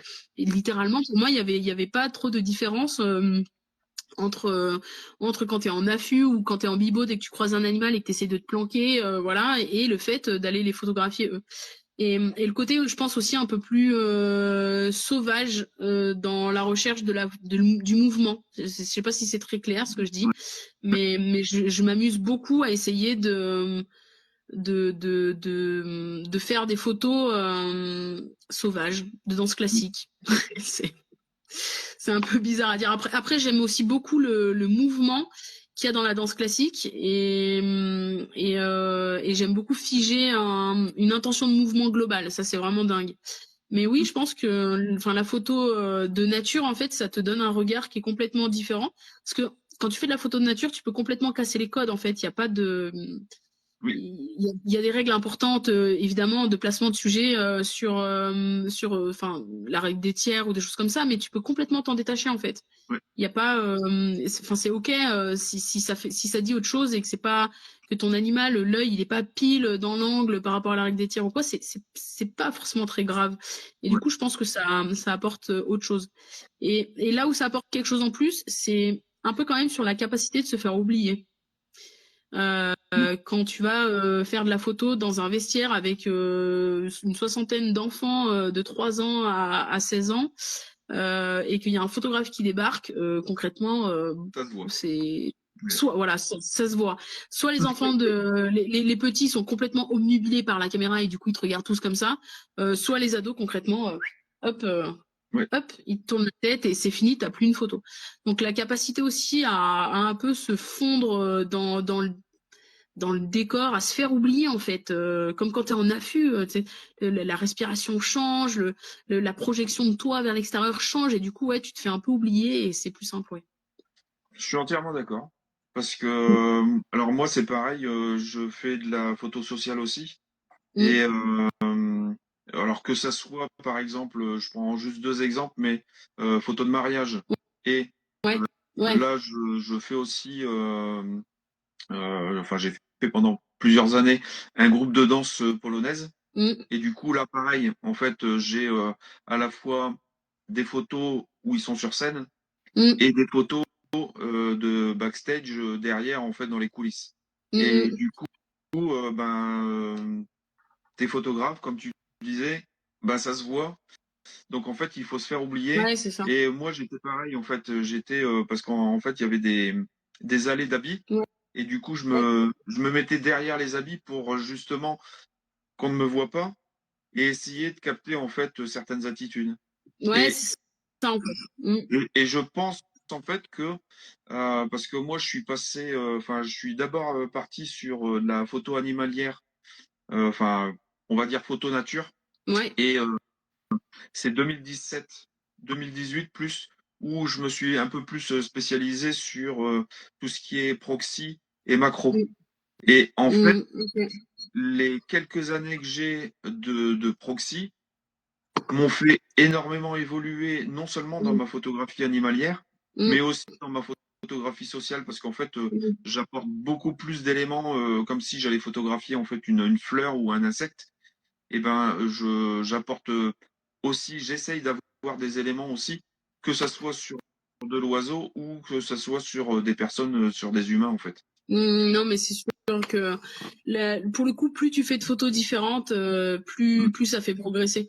Ouais, Moi, quand j'ai du nouveau matos ou des choses comme ça, j'expérimente sur mes poules, hein. ouais, bah, ouais, Ou mon chat, le chien de ma maman. Enfin, ouais, j'ai pas de truc que j'aime pas photographier. Après, par exemple, je suis beaucoup moins à l'aise sur tout ce qui est photo citadine. J'ai pas du tout de sens de placement, de règles, enfin de points de fuite, de choses comme ça. C'est pas du tout quelque chose qui est familier pour moi. Mais ouais. encore une fois, pourquoi pas j'exclus pas grand-chose. Ça tout fait progresser. Après, c'est juste une question de voilà, professionnellement, est-ce que enfin, qu'est-ce que t'es ok de faire ou pas, parce qu'il y a ça aussi. Ouais. Mais en fait, enfin, peu de personnes euh, pensent à ça, mais regarde, enfin, pour toi progresser, enfin, moi je le dis souvent en fait dans mes contenus, mais que si tu es vraiment passionné par la photographie et que tu veux progresser, en fait, il faut que tu te mettes un petit peu comme si tu étais un sportif en fait. Et un sportif, Oui, oui, euh, peu importe le domaine, en fait, il va pas savoir faire le mouvement comme ça parce que tu vas lui mettre un ballon dans les pieds ou une raquette, en fait. Il va falloir qu'il répète le mouvement constamment. Et en photo, c'est c'est ça. exactement la même chose. Et euh, ce qu'on pense pas la plupart du temps, c'est qu'on peut s'entraîner à la maison. C'est par exemple, si tu veux travailler sur des contre-jours, ben, tu as bien même si t'as pas d'animaux chez toi, tu peux prendre une pluche, parce qu'une pluche, en fait, ça va te faire les poils d'une Oui, bestiole. ouais, Et ouais, du ouais, coup, ouais. tu vas pouvoir t'entraîner, voir ce que ça rend. Et une fois que tu vas être sur le terrain, ben, en fait, tu vas avoir beaucoup plus de facilité pour obtenir ce que tu as Mm. envie, quoi. Non, mais carrément, hein, c'est sûr. Puis de toute façon, plus tu expérimentes de choses, plus, enfin, c'est la créativité aussi qui passe par là. Donc, c'est sûr que, enfin, je pense qu'on est tous un peu pareils, mais on voit les photos qu'on faisait au début et on voit ce qu'on fait maintenant, et il y a une telle évolution que tu es obligé de noter que c'est l'expérience qui parle. Ouais, tout à C'est fait. voilà, c'est obligatoire. Moi, je sais que le fait de faire des photos de danse classique, ça a attiré mon attention en photo animalière sur le mouvement. Avant, j'étais plus concentrée sur l'animal, Ouais, et maintenant, j'essaye vraiment de capter un mouvement ou une attitude ou quelque chose de spécifique ça a été assez spontané de le chercher sur une danseuse classique ou sur un danseur, mais moins en animalier. Je cherchais plutôt l'animal dans son milieu ou des choses comme ça. ouais, Et où maintenant, du coup, ouais, enfin, je suis plus. En tout cas, je me dis aussi que c'est possible de faire des photos posture, ouais, tout à fait, ouais. des choses comme ça, ouais. Ouais, ouais. Alors, il y a Florent qui dit pas mal pour la pluche, il va essayer. Allez, Alors, en chiche. fait, J'attends de voir tes c'est très photos de bête, hein. peluche. C'est très bête, hein, mais moi, quand j'étais, enfin, je me rappelle que quand j'étais, alors je sais pas quel âge j'avais en fait. J'étais encore chez mes parents, donc ça remonte hein, parce que j'ai quasiment 50 balais. Et en fait, je m'amusais parce qu'en fait, mes parents avaient on habitait une maison Mm. individuelle et on avait un grand jardin. Ouais. Et c'est là que j'ai fait mes premières armes sur les oiseaux. Ok. Et en fait, je m'amusais à décalquer en fait des oiseaux, à les couper dans du papier et aller les mettre sur Excellent. les arbres et genre de choses et faire croire quand mon père rentrait qu'il y avait des oiseaux exceptionnels en fait dans le jardin. Trop bien. Bah, Donc c'est en après. fait, c'est vraiment des choses très bêtes, mais en fait, je pense que c'est tous ces trucs-là, toutes ces petites astuces en fait qui font que par la suite, quand ben là par exemple, tu passes en photographe, Mm. ben tu as des petites astuces comme ça qui te font qui peuvent te faire progresser, en fait, tout simplement. Mais carrément. Mais tu sais, nous, on a un truc en Vanoise et au printemps, et bon, un peu partout dans les Alpes, hein. Il y a le bouquetin. Le bouquetin, c'est un animal qui est pas chassé et qui est absolument pas farouche, et où du coup, tu peux t'entraîner pour la photo animalière. C'est un sujet parfait. Ouais, Tu peux passer ta journée à côté du groupe de bouquetins. ouais, Ils vont pas bouger. Et du coup, tu peux vraiment, vraiment, vraiment bosser ton cadrage. ouais, Ton cadrage, enfin, ce que tu veux, ton arrière-plan, en fait, tout ce que tu veux travailler, tu vas pouvoir le faire. Le bouquetin, pour ça, en plus, c'est tellement photogénique et c'est une espèce qui est incroyable. Moi, j'adore les bouquetins. mm, Et du coup, tu peux les approcher. Enfin, en tout cas, tu peux vivre à côté d'eux un moment et ça va pas du tout les gêner. Et du coup, c'est un super sujet aussi pour progresser en photo animalière. Moi, là, j'ai été retournée, je suis retournée, pardon, faire des photos de bouquetins il y a pas longtemps, et ça faisait plusieurs années que j'avais pas été, et je me suis régalée. Hein. Ouais. Parce qu'avec mon œil, justement, de maintenant par rapport à ce que j'avais fait avant, c'est quand même un peu différent. Ouais, puis je pense que tu fais des photos complètement différentes de ce que tu faisais il y a quelques années, quoi. Voilà, je recherche pas du tout les mêmes choses, c'est Ouais. certain. Bon, c'est cool. Yes. Alors, on va essayer d'avancer un petit peu Ouais. parce qu'il est déjà 11h moins le quart. Hein. Ça fait déjà Oui, je vois ça, ouais, ça passe vite. plus d'une heure et demie qu'on Ouais. parle. C'est génial. Ouais, c'est typique de moi, hein, ça. C'est Moi, classique. c'est pareil. Hein. J'ai ma langue bien pendue, donc il n'y a pas de souci. Ouais, on va revenir très rapidement sur tes images. Qu'est-ce que tu as envie de faire passer dans tes images?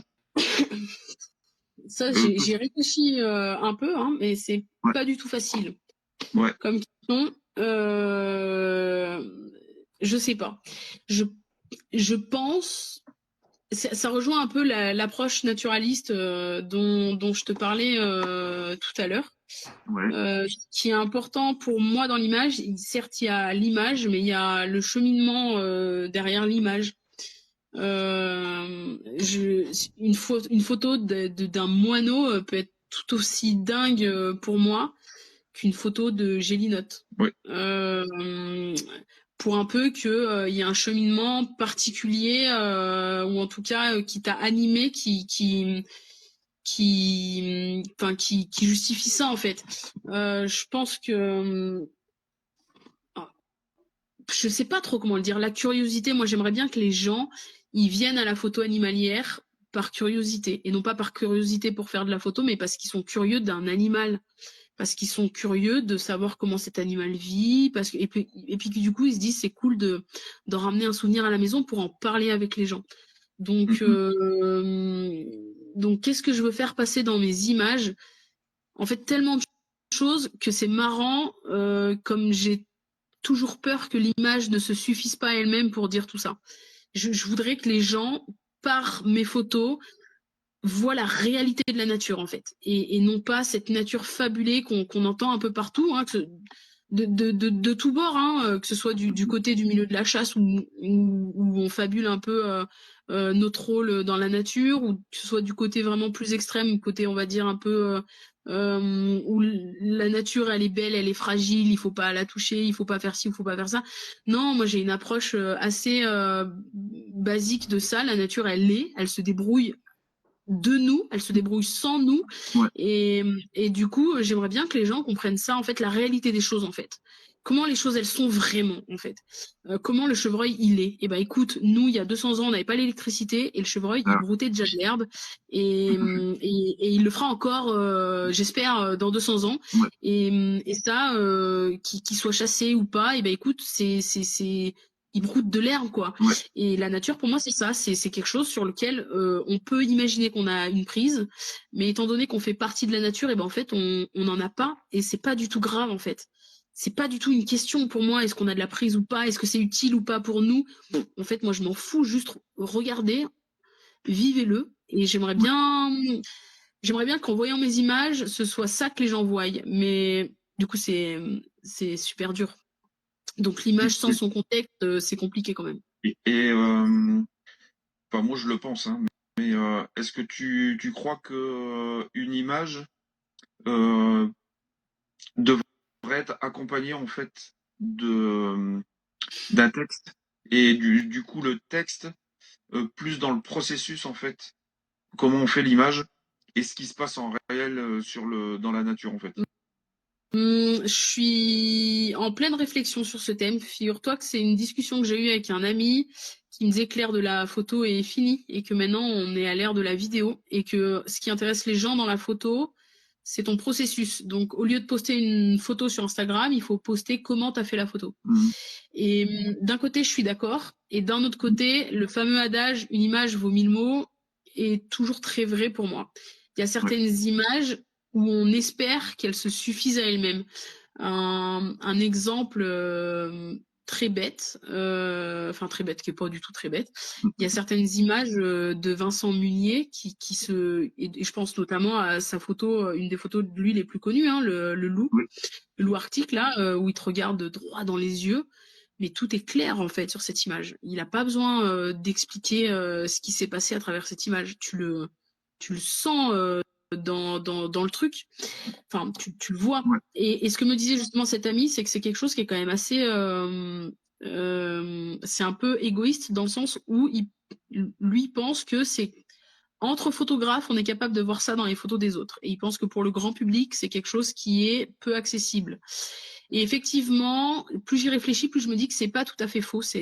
En fait, c'est pas comme de l'art, c'est de l'art. Et du coup, forcément, quand tu connais pas, et ben tu peux pas juger. C'est comme du vin. Si tu sais pas goûter du vin, tu peux pas dire s'il est bon ou pas. Ouais. Et donc tu peux pas dire s'il te plaît ou pas, parce que de toute façon t'as pas de recul là-dessus. Donc effectivement, je pense que pour le grand public, c'est important de les amener à la photo en leur parlant de ton cheminement. Ouais. Et même si j'espère qu'une image vaut toujours 1000 mots. Ok. Ouais, c'est chouette. J'aime bien ton explication. Bah écoute, c'est bien que ce soit enregistré parce que je suis pas sûre de me rappeler de tout ce que j'ai dit. Et du coup, ton inspiration, tu la puises où?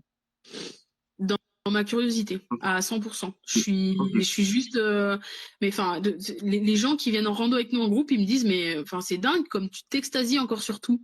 Mais moi, je suis encore, encore une fois, pour reciter Vincent Munier qui a mis un mot sur quelque chose que je vis au quotidien, je suis une éternelle émerveillée, quoi. Moi, je vois un cône rangé par un écureuil, j'en ai vu des milliers dans ma vie et je trouve ça toujours autant incroyable. Enfin, ouais, je pense que c'est cette curiosité et cette capacité de faire tableau blanc. À chaque fois que je retourne dans la forêt, même si je la connais par cœur, je suis capable de reprendre à zéro et de me dire, voilà, qu'est-ce qui est différent d'hier, qu'est-ce que j'ai pas vu, ouais, je suis complètement, ouais, c'est ma curiosité.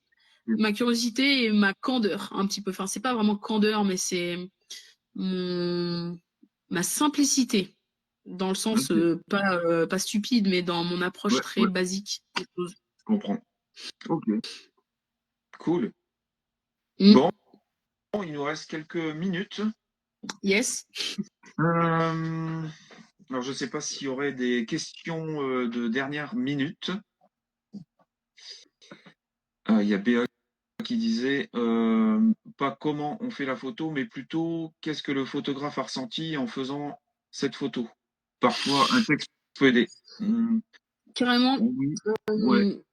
Je suis assez d'accord. Après, il faut, enfin, c'est pas la photo précisément, c'est plutôt le moment vécu, parce que des fois, bah, tu sais, on fait plusieurs photos d'un animal, et des fois, on en fait même plusieurs dizaines d'un instant.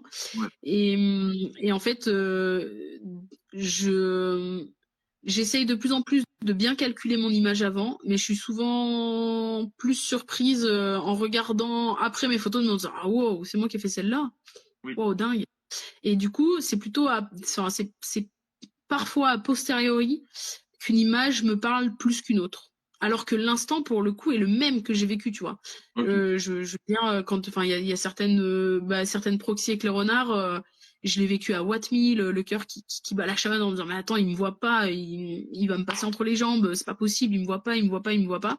Et je suis occupée en même temps de dire ça et en même temps, je fais ma photo, mais je sais pas quelle est la photo qui va retransmettre ça, en fait.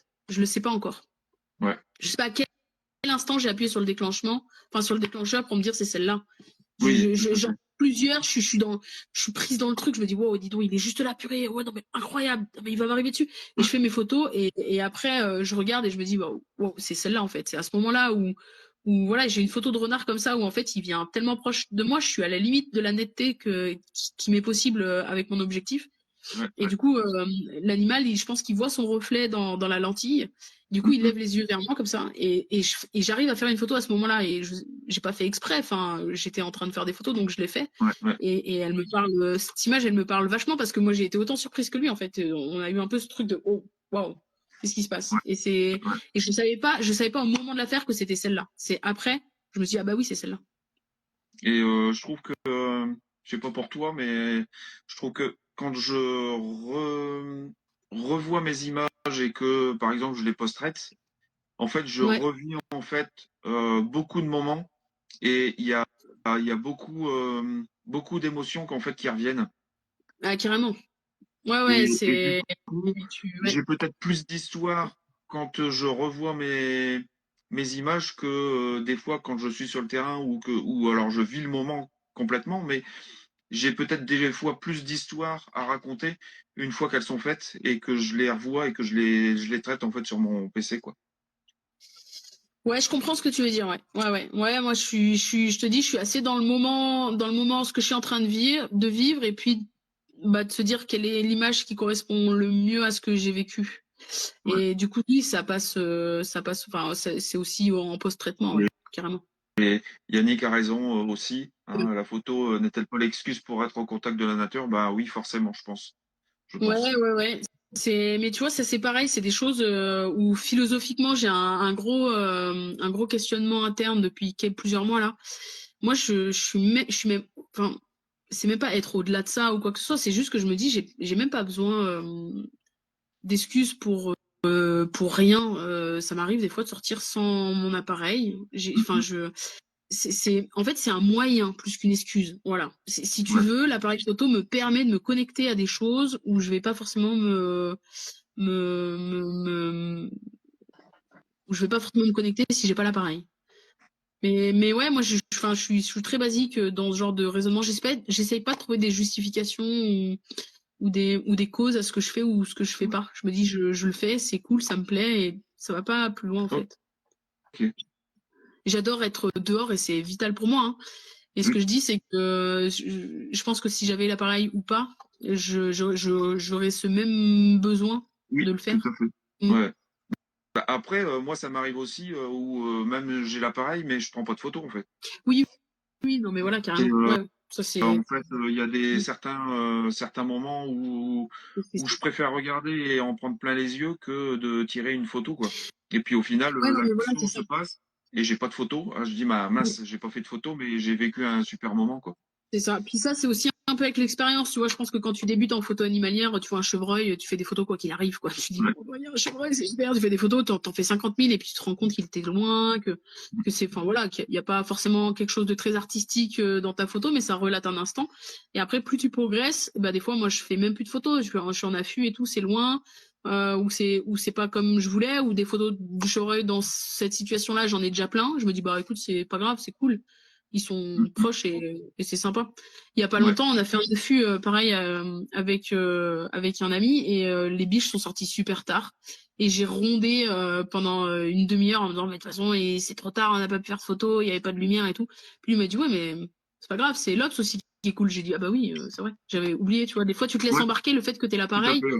Tu te laisses embarquer par le truc, bah j'ai l'appareil, il faut que je rentabilise, il faut que je fasse des photos, mais Ouais, ouais. du coup, des fois, t'oublies un peu qu'en fait, c'est pas grave. C'était hyper cool de voir l'arbre de biche et puis c'est tout. Ouais, c'est clair. Mm. Bon, bah c'est cool. Bah Ouais, écoute, franchement, j'ai passé un super moment. bah, carrément, c'était J'espère vraiment bien que chouette. et puis c'est bien parce qu'on a été entre 9 et 16 tout le long, donc Ouais, c'était génial. C'est ouais, cool. ouais, ouais, carrément. Bon Bien, bah du coup bien intéressant de parler de tout ça, d'échanger. C'est ouais, sûr que j'adore le format, franchement. Puis c'est pas, voilà, de parler entre photographes finalement, c'est pas si fréquent que ça, donc c'est sympa. ouais, c'est clair. Et puis bah, on va essayer de continuer Bah, sur la lancée. écoute, avec plaisir. Et Vraiment ben bien. en tous les cas, donc alors là, j'espère que ça va pas couper, ce qui est 58 à mon avis, dans une minute ou deux. Ouais, ça va Donc du coup, pas on couper. va faire la petite fin. Ouais, ouais, Donc, bah, merci à tous d'être restés jusqu'au bout, hein. On a quand même parlé pendant 2 heures. Et ouais, ça, c'est cool de voir qu'il y a quand même des gens qui sont intéressés et qui restent bah, pendant 2 heures. Donc, c'est cool. c'est ça. Bien Et puis, chouette, ouais. bah, Merci à tous. un grand merci à toi. Et Tout pareil, franchement, c'était génial. Donc, carrément. J'ai hâte de pouvoir réécouter tout ça et ouais. Et- pour analyser un peu tout. ouais, tout à fait. Bah, et puis, du coup, comme je te l'ai dit, hein, si tu es d'accord, je vais enregistrer ça pour mettre sur YouTube. Carrément, Et ouais. Carrément. du coup, tu pourras enregistrer directement télécharger la vidéo. Ok, ça marche. Et ben Voilà, c'est voilà. top. Et Eh ben, ben merci à tous. ouais, et ben bonne nuit à tous Bonne et nuit à puis tous. un grand merci à toi Denis et puis Bah, de rien. au plaisir de papoter Ouais, encore. C'était chouette, c'était trop bien. tout à fait. Bon, bah, c'est Ça super. marche. Eh ben, bonne Bon, soirée à tout le monde. ouais, bonne soirée. Salut. Salut, Bye. salut.